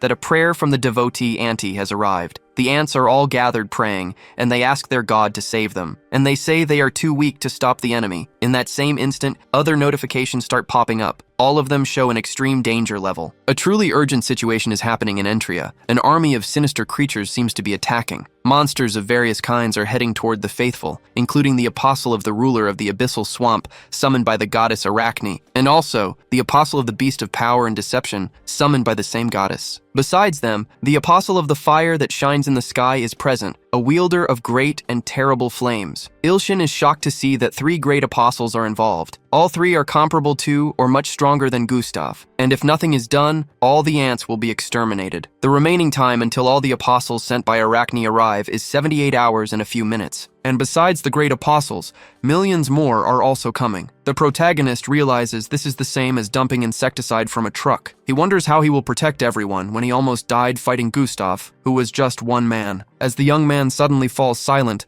the sword demon and Miri find it strange. The enemy army is too strong and is about to wreak havoc. Ilshin begins to despair, thinking there is no escape. But he remembers the mission from the lower god, and an idea flashes in his mind. His 2 followers become even more confused by the situation, and Miri says the boy has only been on the job for a week and has already gone crazy. The mission to become a lower-level demon is still underway, and the young man knows he must first increase his number of believers. Choi is in the cafeteria, lost in thought, and stuffing his face with his meal like a true ogre, until Ilshin finds him after searching for a while. With a friendly look, the boy approaches and pulls up the chair next to him. Choi, still chewing, remains silent, and a new notification reveals that the man has greatly admired the boy ever since he saved his daughter. The protagonist then says he needs to ask the director for a favor. The two of them talk in low tones so no one else can hear. Choi listens intently while he continues to eat, but suddenly he cannot contain his laughter and begins to roar, saying he will do as the boy wishes and that he trusts him, even though the request was very strange. Kang-san remains focused on his meal. The notification describing the man does not change at all after the conversation. Miri asks her sister to stop staring at the director and eat something. Ilshin is focused on progressing in his mission as a lower-level god. Thanks to Sungmina, he now only needs 4 more people to complete it. To become a lower god, the boy has no other choice but to complete the mission. But he is confused that the conversation with Choi did not work. Growing desperate, the boy asks if Kang-san needs his help with anything. The man seems to be getting suspicious from all the talk, and says that no matter how much he trusts the boy, he will never let him get near his daughter. The 2 sisters end up overhearing the conversation. The man keeps repeating that this would never happen, even if the world ends. This strange conversation ends up making Mina very irritated. Ilshin starts to deny the director's accusation, but suddenly the director gets very angry. He slams his spoon into the table. He asks if the boy is trying to say his daughter is not his type. After this outburst, the man calms down a bit and changes the subject. Choi asks if the professor is using his healing ability on the students. A new opportunity arises for the boy to try and convince him. Ilshin says he has also been using it on Mina, and that she's improved a lot since then. Knowing this, he asks if he can do anything for the director. The man lowers his head, and in a sad tone of voice, asks if someone with little time left to live can be cured. And so, a mission for Choi Kang-san's S-class is created. The protagonist is surprised by this development. The mission is to heal Choi's friend and show him the omnipotence of a great god. The boy becomes convinced that he absolutely must accomplish this feat. He says they must try to heal her right now. Far away, there is a large hospital. Several guards stand watch in front of a door. A woman with long white hair lies on a bed covered in flowers. Ilshin wonders if this is Choi's friend, finding it strange that she is still so young. The director asks what the boy is looking at. Noticing the boy's confusion, Choi explains that Miracle does not age, and that only her hair has turned white. She is not just a friend, but someone who has been with the man his entire life, a true heroine. She helped save South Korea many times with her predictions of the future. Energy begins to emanate from the young woman's body. Ilshin realizes the energy is coming from the flowers. Choi explains that Miracle is absorbing energy from the flowers to stay alive. Many doctors and healers have tried everything, but all have failed. The protagonist looks at the woman's body and says he will try. A notification reveals her name is Lee Murray. It also shows she is currently in a frozen state to preserve what little life she has left. Ilshin realizes he cannot see her age, and this is the first time that has ever happened. Suddenly, a voice in his head says it is not very gentlemanly to ask a woman's age. Choi realizes the boy must have been summoned into her mental space. Placing a hand on the young man's shoulder, the director wishes him good luck. The protagonist is then transported to a beautiful place. There, Miracle is awake and smiling. She notices the new visitor's presence and greets him. The boy wonders if this is some kind of dream, but he soon realizes this is no dream, but a real space. Here, he can feel a power stronger and clearer than Mina's abilities. The young man approaches and asks if her name is Lee Mirai, and she confirms it is. The woman already knows the boy's name, saying she knows of him because he is the chosen one. In her premonition, the boy was supposed to be the incarnation of evil, but he seems kinder and more nerdy than she expected. The protagonist is unsure if that was an insult or a compliment. The girl says that if she is suffering from an incurable illness, she would be happy to give up her remaining life to be free of it. Miracle says she is trapped here because her physical body is nearly dead, but she still wanted to see him in person, which is why she invited him to her mental space. The boy then asks her to let him go so he can heal her. Time is short, and our hero has only 68 hours and a few minutes left. However, Miracle says that is impossible and asks if the boy would like to use his abilities. Since his power is much greater than she expected, the young man should give it a try. Curious, the young man decides to use his ring finger of the healing god. Miracle's body is soon enveloped in a green energy, and a notification appears to calculate the causality of healing Lee Mirai. But it announces that the healing has failed, because this is a target that cannot be healed with his current divine power. The protagonist is disappointed when he realizes this, and Miracle's feet touch the ground again. The green energy slowly begins to leave her body. If the young man does not have enough divine power, then the healing mission will fail. Miracle slowly begins to open her eyes, but she immediately falls to her knees. She then looks at Yu Ilshin, and with a friendly smile, she says that she believes in him. Although Miracle is young and lacks a god, she decides to risk her fate by trusting the young man. Thus, Lee Mirai becomes the protagonist's fifth believer, and his mission advances a little further. Despite it being sudden, the young man is happy with the progress, and Miracle says she could see that if the young man can continue saving the small world, he will also be able to save her world. Ilshin wonders if the girl is talking about Antria, and with a friendly smile, she says she will be joyfully waiting for the day he is ready. And then Miracle's body begins to disappear, and she says the solution to the problem is incredibly close. She vanishes right after, leaving the protagonist worried. And then Lee Mirai's ability is added, called Premonitory Dream. In other words, the young man has just acquired an ability to see the future, but because he does not have enough divine power yet, he cannot use it. Slowly, the boy begins to feel that he is returning, and he realizes his body is back where it was. Leaning on Miracle's bed, the boy comes to his senses. Approaching the young man, Choi asks if he is okay, and Ilshin is sweating, remembering Miracle's words. Meanwhile, far away in the academy's gymnasium, Hades is casually playing basketball with the other students. The young man is on the phone, thinking that in the end, the mission for the principal failed. So the young man decides to check all the nearby places and asks them to send all the items he requested by tomorrow. His entire teaching salary is devoured by rent and the loans he took out. Looking ahead, Ilshin sees the sword demon making strange movements. The young man seems to be training with his weapon. The sword the boy bought from the Chungam swindler is very hard and heavy. He paid 20 million coins just to turn the sword demon into an S-class. And the young man also received a book as a reward, which contained the essence of Jang Sambong. However, the demon explained that this kind of style does not suit his way of fighting, which seeks only extreme power, so he politely refused, and in the end, the protagonist got completely screwed. But now, his faithful follower seems to be training very well. He wields the heavy sword with just one hand, and with ease. Someone watches him with a look of admiration. It is Myungji, who seems to have gotten distracted during the game. Her eyes sparkle as she looks at the young man. He asks the girl to stop staring at him and come closer. The girl asks if the demon wants her to get him some water, but the young man explains he is talking to the person behind her. This leaves the young woman very disappointed. Hades finds this attitude very rude and asks if the young man needs help being more polite. Pointing his finger at the monster, the demon says that today will be different and that he will crush him. Ilshin watches this with curiosity, knowing it is almost impossible for an A-class to defeat an S-class. But the sword demon can become an S-class if he is defeated by Hades. Perhaps the solution to all his problems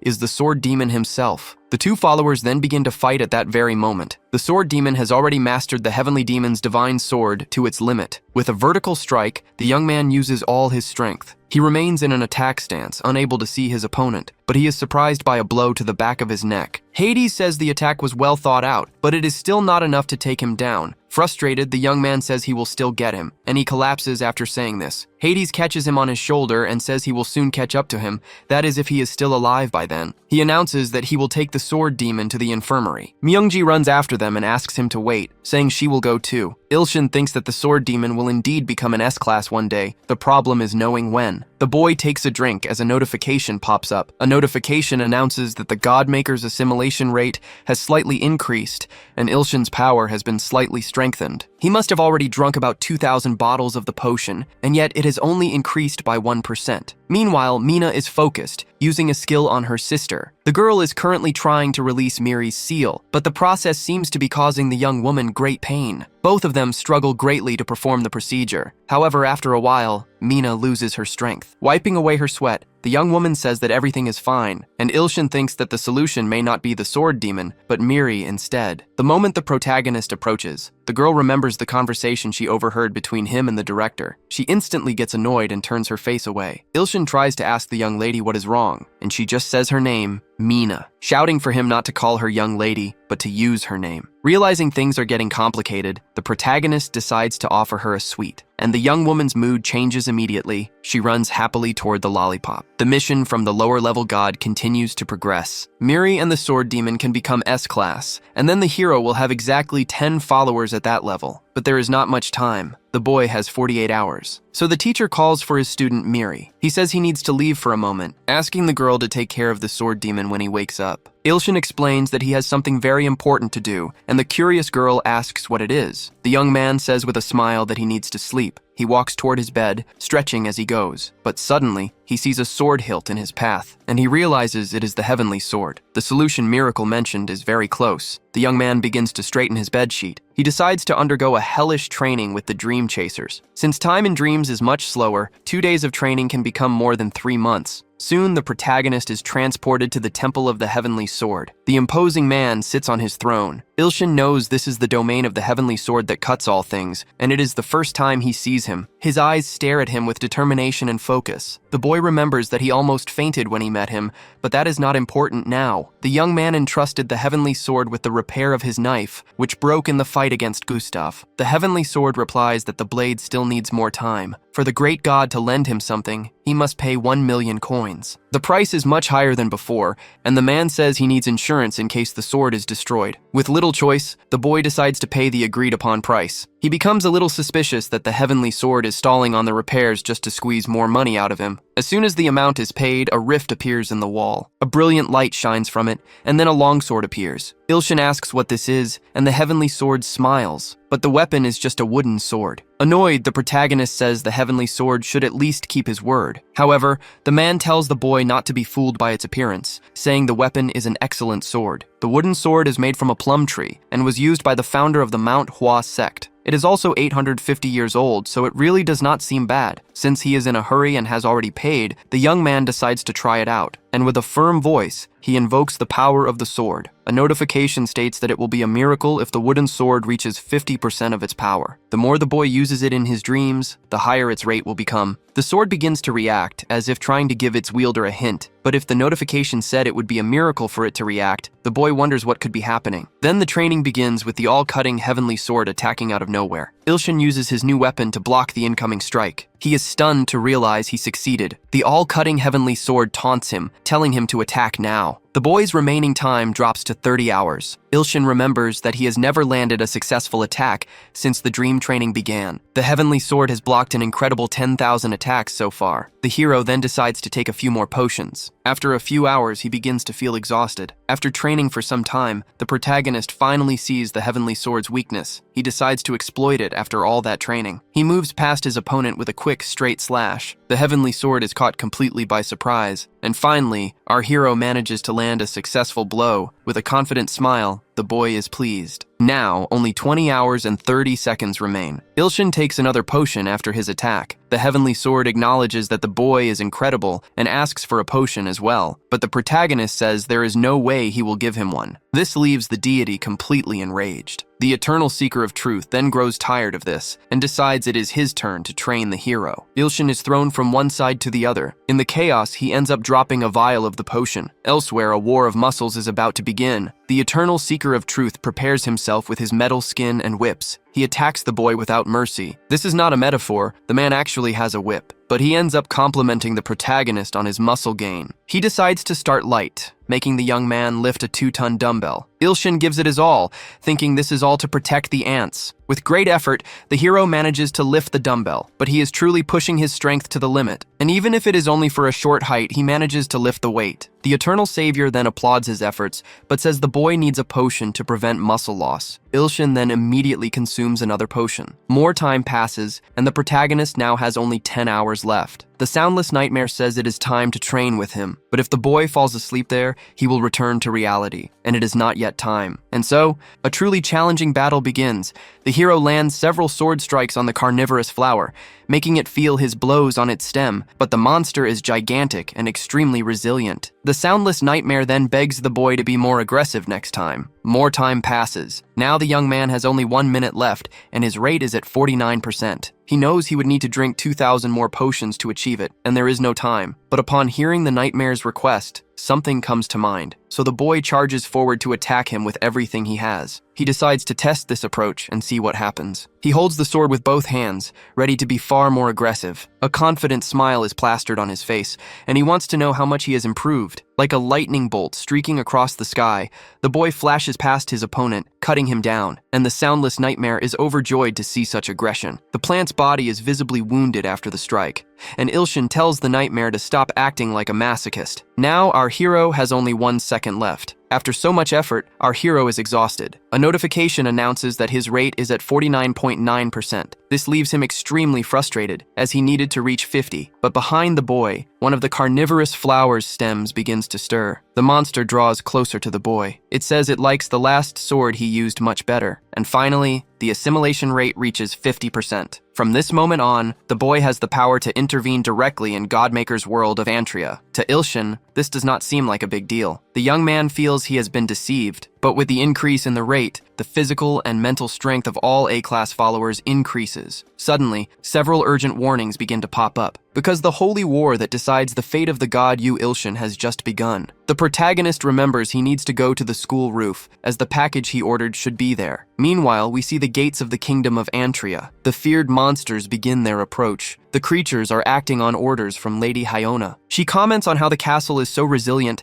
that some call it indestructible. The woman then orders Beelzebub to advance and attack. The anthropomorphic monster promises he will not disappoint his lady. An army of similar-looking monsters begins to advance. The leader licks a blade, finding all of this very amusing. On the other hand, Auntie is apprehensive, thinking there are too many enemies to defeat with her divine power. But she decides she will follow God's divine decree and not abandon the castle. One of the soldiers heard that Beelzebub's curses of filth can melt any kind of stone. Beelzebub begins to ask the god of filth and pestilence to pour his curses upon the creatures. His body begins to glow with a green light, and the creature begins to exhale, wishing for all its enemies to die. Then all the members of the troop begin to pour out their power. But suddenly, a strange fissure opens in the sky. A gigantic leg descends into their midst. Hyona becomes apprehensive seeing the situation, and all the creatures under her command also feel the impact. In a matter of seconds, the leg comes down and crushes some soldiers. Ilshin emerges, gigantic, from the fissure wielding massive cans of insecticide. With a malicious look, he says that his package arrived just in time. The insecticide is pointed at the villains, who think it is some unknown weapon used by deities. Beelzebub's body begins to tremble with fear, and Ilshin quickly stares him down, his gaze firm. This causes enormous dread in the monster. He begins to believe that they will all die, and there is no way out but to tell the god of filth. Ilshin sees the battle as a great swarm of flies and is disgusted. And using his crushing god's index finger, he pulls several triggers on the insecticide cans. This is possible because he combined the activating power of his index finger with the telekinesis obtained from the Apostle John. This creates his newest skill, fly eradication. As soon as the jet of insecticide reaches the insects, they begin to suffer the consequences. When Beelzebub understands that it is poison, he orders the troops to retreat immediately. But even the crown on his head begins to melt. The poison is very strong and fast-acting. Thus, many monsters are simply pulverized. Only a toxic smoke remains for the survivors. The insects below notice this, and one of them screams not to approach the poisonous gas. Haona orders them not to be afraid because the enemy is only one man. Ilshin realizes that on the battlefield there are enough insects to cover an entire city, but everyone who touches the poison gas ends up dying. The monster leader grows anxious, and she screams at Ilshin that his tricks will not work again. The woman then asks the apostle of the beast of power and deception to lend her his strength. The creature with the tiger head obeys the command, and the monster begins to advance rapidly. Not fully understanding what is happening, Ilshin watches. The tiger-headed monster has 2 wings that look like a dragon's, and it begins to move them, sending a gust of wind in the protagonist's direction. The gust advances quickly, getting close to Ilshin. All this wind blows the insecticide gas away, straight toward Ilshin's ants. The boy thinks quickly and realizes there is only one thing he can do, so he uses his crushing god's index finger and his telekinesis ability. But the insecticides get caught in the gale created by the monster, and the young man laments all the money invested in this. Haona is irritated by the evil god's presence again. Ilshin realizes the apostle's power is truly great since the ants almost died, and he realizes the toothy cat has another trick. The tiger-headed monster then opens its mouth and begins to kill the soldiers, collecting the sacrificial offerings. Ilshin knows that collecting offerings makes one much stronger, and he realizes how cruel his enemy is. This type of sacrifice is necessary for Haona to increase her power as a goddess. Immediately after, the woman orders the dragonflies to send in the blind troops. Because of the toothy cat, all the money invested in buying the insecticides was wasted. Irritated, the protagonist decides he will definitely finish off this monster. He then begins to prepare his index finger again. But as he looks toward the horizon, something catches his attention. A gigantic swarm of dragonflies begins to approach. And they are not just dragonflies, there are other insects on top of them. Their eyes are covered by blindfolds. The mandibles of the blind troops are extremely powerful and can be fatal. The blind troops jump from the dragonflies toward their adversary, and a rain of insects begins to fall on Ilshin. The young man then decides to use his rigid body ability. Even so, the troops get closer and closer, and they begin to strike the protagonist's body with their mandibles, but they are not strong enough to penetrate the young man's body. The eternal seeker of truth is happy when the young man uses this ability. His body becomes as strong as iron. But the soldiers still falling are not frightened by this, and they begin to strike Ilshin's body like raindrops in a storm. Soon the boy is completely covered by a swarm of ants, but his finger manages to stay free for a few seconds. Just enough time to use the skill God's Conviction Extinction. Now his thumb is also free, and the boy uses the thumb of the god of proliferation. The ants clinging to his body begin to catch fire. The protagonist is now covered in flames. The boy then begins to walk and uses his middle finger to prepare a flick, launching several fireballs toward the enemy army. The insects are terrified, saying that the fires of hell are raining down. Some begin to run wildly for their lives, but in the midst of the chaos, many are still hit by the fire, and the enemy troops suffer heavy casualties. After this, Ilshin begins to run out of energy, and his promotion quest for the evil lesser god advances a little. Even after getting stronger from the 50% assimilation rate, it was not enough. And now the young man starts to feel a little dizzy from using so much energy. And the apostle of fire glowing in the sky begins to stare at Ilshin, resentful that he uses the same flame as its master. The protagonist realizes it must be another idiot with some crazy personality. Haona orders the great apostles of God to get rid of this evil spirit. The fire chariot accepts the request, but in return, it will collect 100 million sacrifices. The soldiers become desperate when they realize there will be more sacrifices, but the goddess shouts that they must accept it for the glory of the empire's victory. The apostle then begins to unleash flames toward the army, burning them instantly and without mercy. Thus the apostle begins to reap its offerings, with a giant vortex of flames aimed at its sacrifices. Ilshin notices that the monster grew much larger after that, and realizes this may have made the situation much worse. The apostle's eyes glow with malice, and its wheels begin to spin rapidly. The fire chariot charges toward the protagonist, who, despite feeling the effects of using too much energy, readies his index finger again. But the ability fails because he does not have enough energy. Because of this, the apostle manages to strike him violently. The young man bounces off the ground several times and is thrown far away by the impact. His exhausted body falls to the ground, wounded. Haona asks if Nava saw the miserable end of the evil god. Ilshin begins to wonder if he has truly lost the battle, for even if he is worshipped as a god, it is impossible to protect them. Auntie approaches, asking her god to please open his eyes. The young man asks what she is doing there, since he asked her not to leave the castle. The girl tries to use her healing, but it fails because of the apostle's divine power. The enemy observes that the young man is still alive and is surprised, but he decides to advance on him again, primarily to stop him from using his master's flames. But meanwhile, Ilho's prayers filled with faith begin to reach the protagonist's ears. He asks his god to summon him. As a little power still remains, the hero decides to try to bring him here from the tower. A blue lightning bolt appears in the sky, cutting through the air, and Ilho appears, having been summoned by his great god Ilshin. The young man says his god no longer needs to worry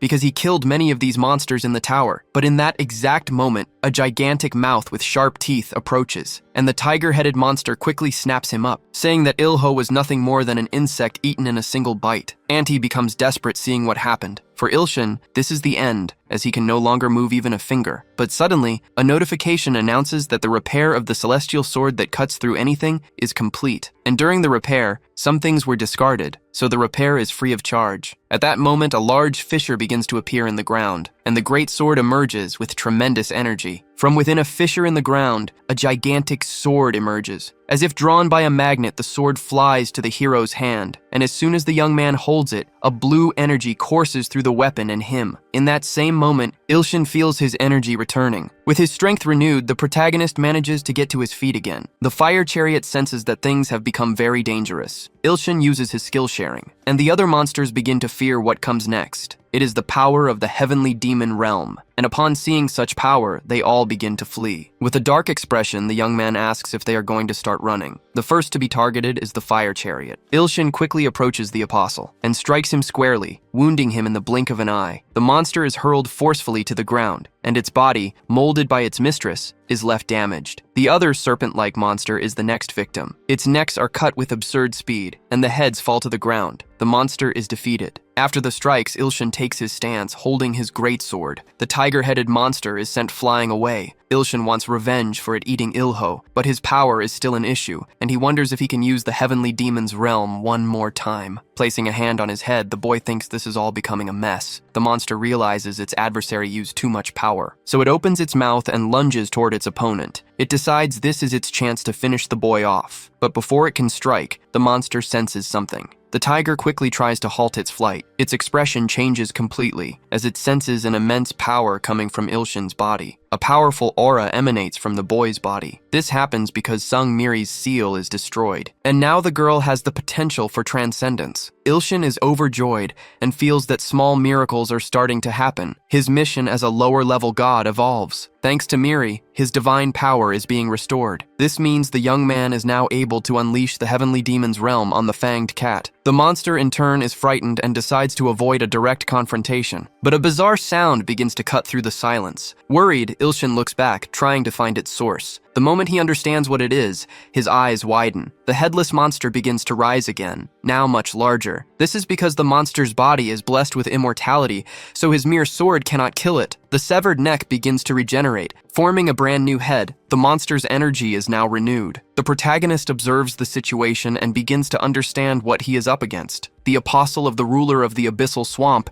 is known for always toying with others. This makes our hero even more pessimistic. The monster warns him again that trying to kill them with trivial and insignificant abilities is impossible, and so it charges with all its might to finish the boy. The sword hears the monster's words and is outraged at its abilities being called trivial. This startles the boy, who has no idea what is going on with the sword. Seeing that the sword can talk, the enemy says it will take it as a trophy. Besides just talking, the sword begins to taunt the snake monster, but the adversary says its regenerative ability makes the sword's powers useless. Ilshin begins to wonder what kind of spirit might be possessing the sword. The weapon cannot contain itself and erupts into loud laughter. The protagonist begins to think the voice sounds like that of a true psychopath. Seeing this, the monster is baffled by the sword's posture. The sword says it is laughing because its opponent is already dead. This statement leaves the serpent monster confused. Then, the confusion turns to rage, and the creature is struck. Its regeneration power begins to fail. The neck that was about to regenerate simply evaporates. The monster receives a blow from the heavenly demon realm, an attack that is nearly impossible to resist. As a result, its regenerative ability does not work as it should. The sword continues to taunt,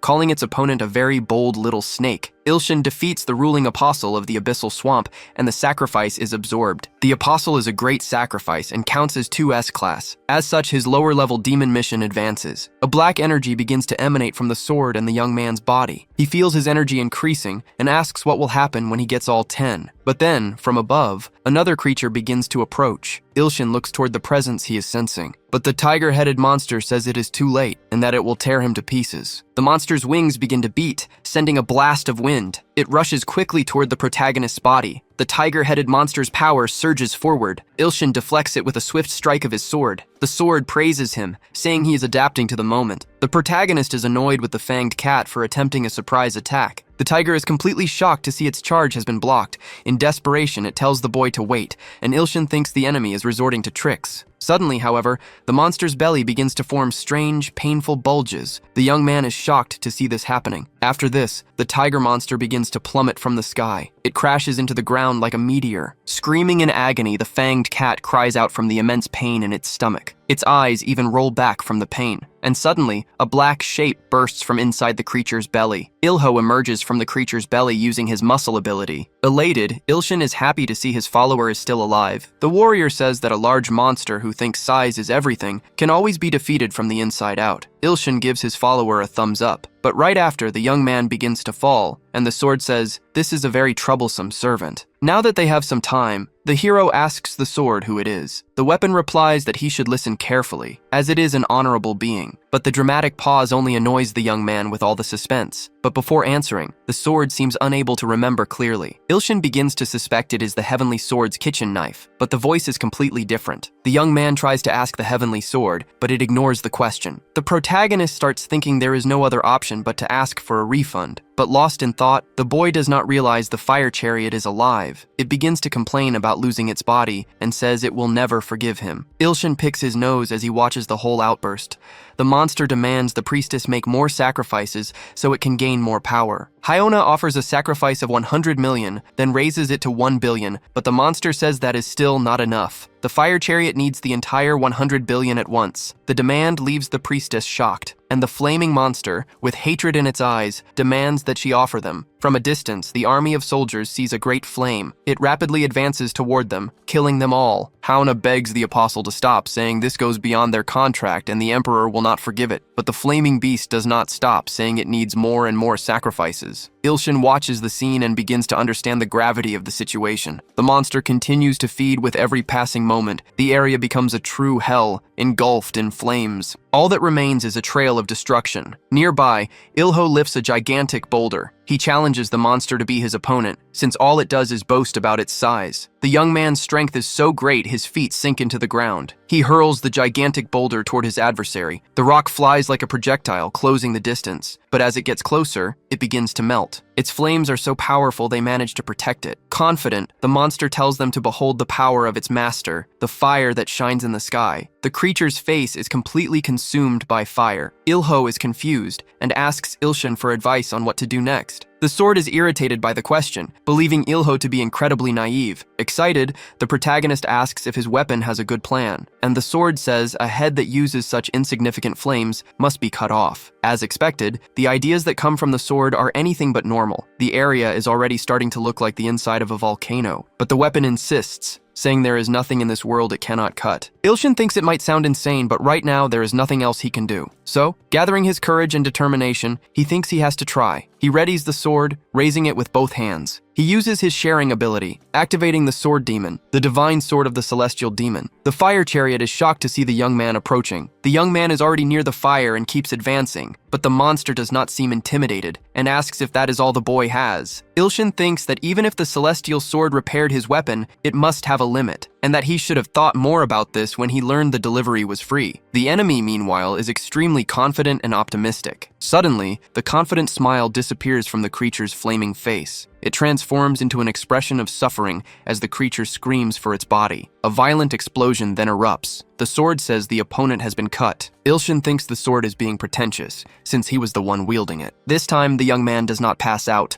unlike when he fought Gustav and failed to stay conscious. And then the protagonist begins to receive some messages. The divine abundance seems to look at the burning sky, its eyes filled with concern. And the soundless nightmare says it is too early to be complacent. The young man then looks up, worried. His eye widens at what he sees. The apostle of the fire that shines in the sky originated from an ancient battle between two brother-son gods. Ilshin managed to cut the enemy, but that only served to break the seal. The celestial sword says the young man should give up, as the enemy has the power of a greater god. In any case, the young man is doomed, for his divine power has run dry, but Ilshin believes there is still a way out, and he knows he cannot give up. The battlefield looks like the scene of a catastrophic fire. The apostle begins to scream that he will burn the entire world down along with the boy. Ilshin then remembers that someone else must think as he does, that giving up is not an option. It is Ilho, who the protagonist now sees as a real escape from this disaster. But the warrior is also terrified, thinking that the enemy is truly powerful. The hero yells at Ilho not to be a coward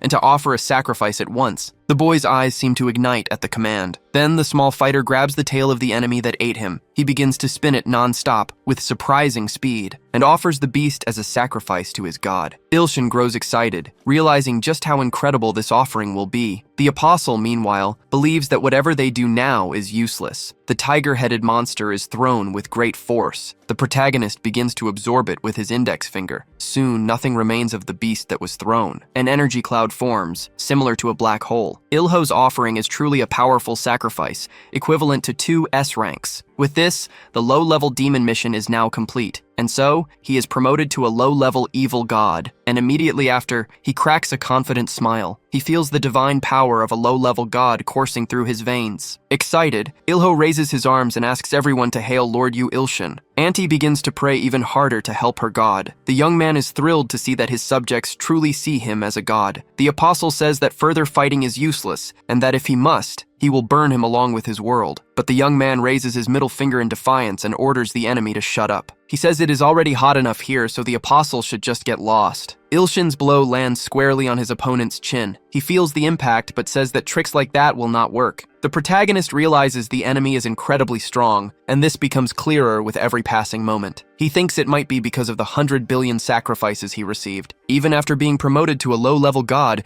he still feels he is no match for him. The apostle begins to advance, warning that such an attack will not make him retreat. As the monster approaches, the temperature rises and the fortress begins to melt. Ilshin, in turn, begins to think that the heavenly demon's realm will not work this time. He thinks he has no choice but to resort to the treasure of the heavenly sword. But the sword itself orders the boy to stop, as there is nothing in the treasure that can cut through the flames. Desperate, the hero does not know what to do next. But then he notices a dark blue blur falling from the sky. The sword is also shocked to see this. Far away, a large building stands as night begins to fall. There are several empty boxes and a cell phone on a bed. The sword demon appears to be training with intense focus. Already looking exhausted, the young man seems to have reached a conclusion. He has finally grasped the depth of the second form, and all the energy he gained through hard training is sent directly to his god. The time has finally come to release the second form of the heavenly demon's divine sword. Thanks to this, the heavenly sword finally remembers who it is. Its single, sinister eye widens in that instant, and suddenly, the weapon takes the form of an old man with long white hair. And with a firm voice, the old man begins to explain who he is. The honorable heavenly demon, who emanates an aura of pure power. Ilshin is confused upon hearing his sword's true identity, and he begins to see a glimpse of the heavenly demon's history. The man is gravely wounded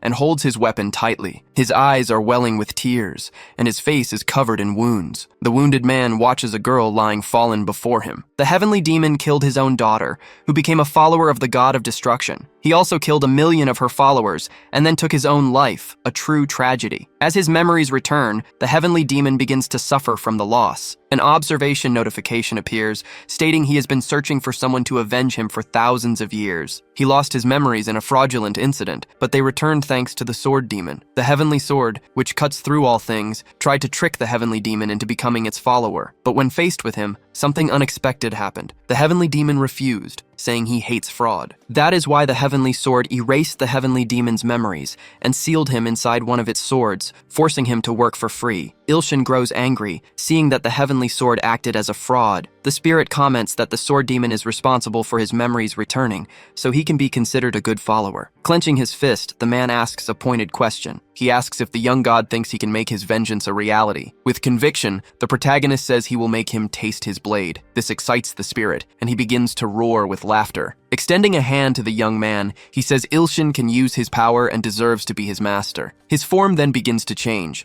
returning to that of a sword. Ilshin raises a finger and begins to prepare another power. Now, our protagonist gains the heavenly demon as a new follower. The Apostle of Fire is caught off guard by the attack. With this, the promotion quest to low-rank benevolent god also progresses, and after much effort it is finally completed. As a result, Yu Ilshin is also promoted to low-rank benevolent god. The awakening of the demonic sword is the final piece of the puzzle needed to complete the miracle. Now, the young man's eyes shine with confidence, but the apostle begins to scream, asking if the young man thinks he is a match just because he gained a few more powers. To counter Ilshin's attack, the monster unleashes a blast of fire. A thrilling clash between two powerful attacks begins. The sword advises that to extinguish a fire, he must start an even greater one. As he adjusts his grip on the sword, the hero begins to move, and the heavenly demon says, this is his interpretation of the great flaming hell, one of the 8 worst great hells. The Apostle of Fire presses his attack, saying that resistance is futile. The two powers are about to collide, and when they do, they cause a massive explosion. The monster is shocked to see the hero is able to cut through its flames. Ilshin repeats his order for the apostle to get out, since it is already hot as hell. The result of the last clash is a wound on the flaming monster, but the apostle believes a wound like this will be healed quickly by his master's power. But the blue flame continues to burn the monster's face, and it begins to despair. The sky turns purple and blue as the flames consume everything. Ilshin holds the sword firmly, observing the situation. He realizes things turned out better than he imagined. The sky turns blue again, and there is no sign of the apostle. The hero is thrilled to have protected Antria. With this, all the subjects are happy, realizing it was a true miracle. Ilho shouts that this is what he expected from Lord Ilshin, and that he never doubted the victory would be his. The protagonist gives a sarcastic chuckle and says he figured as much, but now he really needs to rest and leaves the rest to the ants. Auntie and Ilho give a respectful bow and accept. A notification appears, announcing that the hero was victorious in the Holy War. Yu Ilshin's fame spreads far across the continents, and now he can challenge the promotion quest to intermediate god for both the good and evil paths. Sometime later, the young man is sitting in a chair. The sword is beside him, watching everything. The boy seems excited for some reason. He starts to laugh, while the celestial sword glares at him, shouting that he is a thief. But with a malicious smile, the young man says it was Lord Celestial's sword who tried to rob him. The celestial sword replies that it had no idea the demonic sword could awaken the memories of the celestial demon. It also says the young man caused a lot of damage, so the repairs will cost 50,000 divine coins. Ilshin is incredulous, saying it is too expensive and that he will pay 10 million coins at most. The soundless nightmare then slyly says it knows a blacksmith. The stalkers start offering other alternatives since the market is competitive. Realizing it has competition, the celestial sword accepts the 10 million offer, but Ilshin now proposes only 3 million. But the all-slicing celestial sword says that is a pittance. However, the young man remembers how much money it has already extorted from him, so this would make things fair. In the end, the celestial sword accepts the 3 million deal. Suddenly, the boy receives a call from the director. The man asks where the young man is and tells him to come to the Hunter Association quickly, because hundreds of Gustav the crocodile's eggs have been found. A while later, they are at the Hunter Association. An advertisement featuring the famous Sungmina is at the entrance. Ilshin notices this and is surprised. The two young men mentally agree that the girl is indeed very beautiful, but something catches their attention right after. The young woman is there in the flesh, right in front of them. She is accompanied by the director and Sung Miri. The protagonist greets everyone politely, but the director is in a hurry to get inside and look at the crocodile eggs. Since the sword demon is not affiliated with the Hunter Association, he has to wait outside. Obediently, the young man agrees to wait quietly. Apparently, every S-rank hunter in Korea has gathered here to see the eggs. Baek Yu-hyun recognizes Ilshin and waves from a distance. He asks the young man to sit near him and for Mina to sit at his side. But the young woman grabs Ilshin's arm and says she wants to stay by the professor's side. An older gentleman asks everyone to take their seats. It is Chairman Lee Ji-tae, who announces that Gustav's eggs will be brought out shortly. Sung Mina gets excited, imagining the eggs must be delicious. Ilshin is caught in the crossfire between the redhead and his probable ex-girlfriend. Then, suddenly, something catches the boy's attention. A blonde woman is sitting nearby, wearing a penguin mask. Other than the mask, there is nothing particularly strange about the woman's clothes or posture, and even though he tries, the hero cannot assess who the woman is. This leaves the young man deeply concerned, wondering who she could be. Then, at a certain point, Mina spots an egg and becomes happy. A cart begins to approach, carrying the object. It is a gigantic egg with several shining stones embedded in its shell. The chairman presents the egg of the SS rank monster, Gustav, to everyone present. Of the 100 eggs discovered in Africa, this is the only one that has not yet hatched. The other 99 eggs that hatched are still being tracked down. Ilshin remembers nearly dying the last time he faced the monster, and now they say 99 of its offspring are roaming free. Suddenly, the giant egg begins to shake. The protagonist notices this and is shocked. The two staff members grow concerned, and the egg begins to crack. And suddenly, a small crocodile with glowing eyes emerges. It leaves everyone there enchanted by its cuteness. The small creature begins to speak a few words that are difficult to understand, but Ilshin recognizes them as a threat. The baby says it has found its mother's enemy. The young man grows apprehensive, wondering if he is the only one who can understand what the baby is saying. And immediately the crocodile darts forward, heading toward the far end of the table. The protagonist's eyes widen at the incredible speed of a newborn creature. The baby positions itself in front of Ilshin and says with conviction that it will kill him. It prepares to strike the young man with its claws. The boy still cannot believe what is happening, and he freezes. But in reality, Ilshin seems to see the baby in slow motion. He then begins to realize that he is the one who has grown stronger. Now that he is a low-level god, a small crocodile is no threat. The moment the baby sees what the young man does, its expression changes instantly. The small creature realizes that it has only just been born, but this is the moment of its death. But before Ilshin's blow can land, a powerful punch arrives first and sends the reptile flying at an impressive speed. The man who threw the punch is Kang Jung-hyuk, an S-rank hunter. The baby crocodile hits the wall, starts to feel pain, and thinks it needs to find a way to escape. But another hunter pins it against the wall in that same instant. It is Shin Yu, who says he was almost fooled by the creature's cuteness. Struggling for air, the baby becomes certain that it is going to die. But the hunter releases it and asks if everyone is all right. Ilshin tries to steady his breathing. He thinks it was quite embarrassing that they took down the creature before he could even attack. And he realizes that S-rank hunters are on a completely different level. Mina clings to Miri and starts screaming that the crocodile is terrifying. The director and Yoo Hyun are annoyed by the creature's audacity, but our protagonist remains silent, simply observing the crocodile's behavior. The small creature now starts to tremble all over. It prays that if there is a god anywhere, he please save it now. Someone with a firm voice approaches and asks if the animal is still alive, preparing a heavy stomp to end its life. The young man's foot is about to touch the reptile's head when an older man stops him, saying, "Excuse me." He is Go Sa-duke, an S-rank hunter, captain of the Fire Temple Guild, and also known as the One-Man Army. Kang Jung asks why the old man is interfering. Duke replies that he cannot allow the creature to be damaged any further, as he intends to take it for study. The blonde man explains that he must kill the crocodile with his own hands, or he will not be satisfied. With a sarcastic chuckle, the old man asks why young people these days are so rude. The entire place then begins to shake, as if in an earthquake. The old man begins to gather his energy, saying that perhaps Kang Jung will learn some respect after a good beating. The sword demon begins to feel the tremor, as does everyone else inside the room. The director realizes the man is about to summon a spirit soldier inside the room and orders him to stop at once. But Kang Jung also has a trick up his sleeve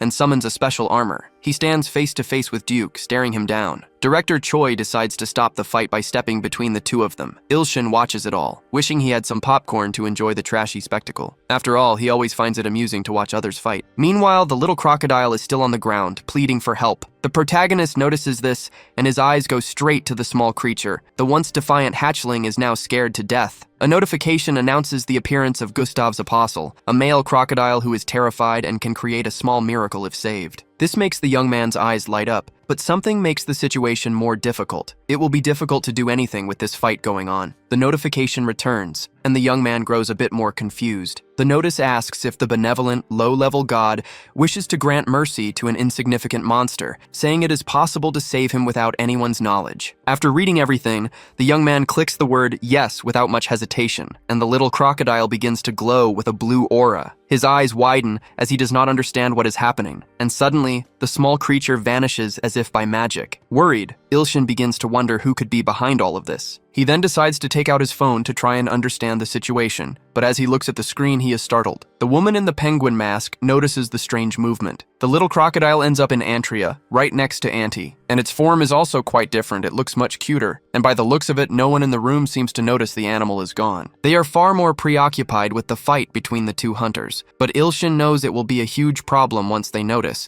so he thinks of a plan B. But at that exact moment, The woman in the penguin mask appears behind him. The protagonist tries to back away from her and asks if she saw anything. The woman shakes her head no, but then she notices the crocodile is missing. Ilshin then asks her to wait a moment and that they should talk about it. The penguin woman raises her arm, and the young man thinks it is all over. She notices, and with a calm voice he tries to talk to the penguin woman. But in reality, the woman is just greeting him. And right after, she turns her back and walks away as if nothing happened, and she noticed nothing at all. Suddenly, an explosion at the location startles everyone. A young man emerges from the middle of the explosion, jumping onto the table. It is the sword demon, who is worried about his god. This is very convenient for the protagonist, who thinks he can use him to get out of there. But one of the hunters seems to recognize the young man's faithful follower. He asks if he is Kang Guillaume, but the long-haired man says he is not. Shinyu tells the young man not to lie and introduces himself as his only friend. Ilshin is curious, wondering if those two know each other, but he decides to focus on what is most important. In an angry voice, he calls out the sword demon's name. Scolding the young man, he asks how he dares cause a commotion in a place like this. He drags him out of the area,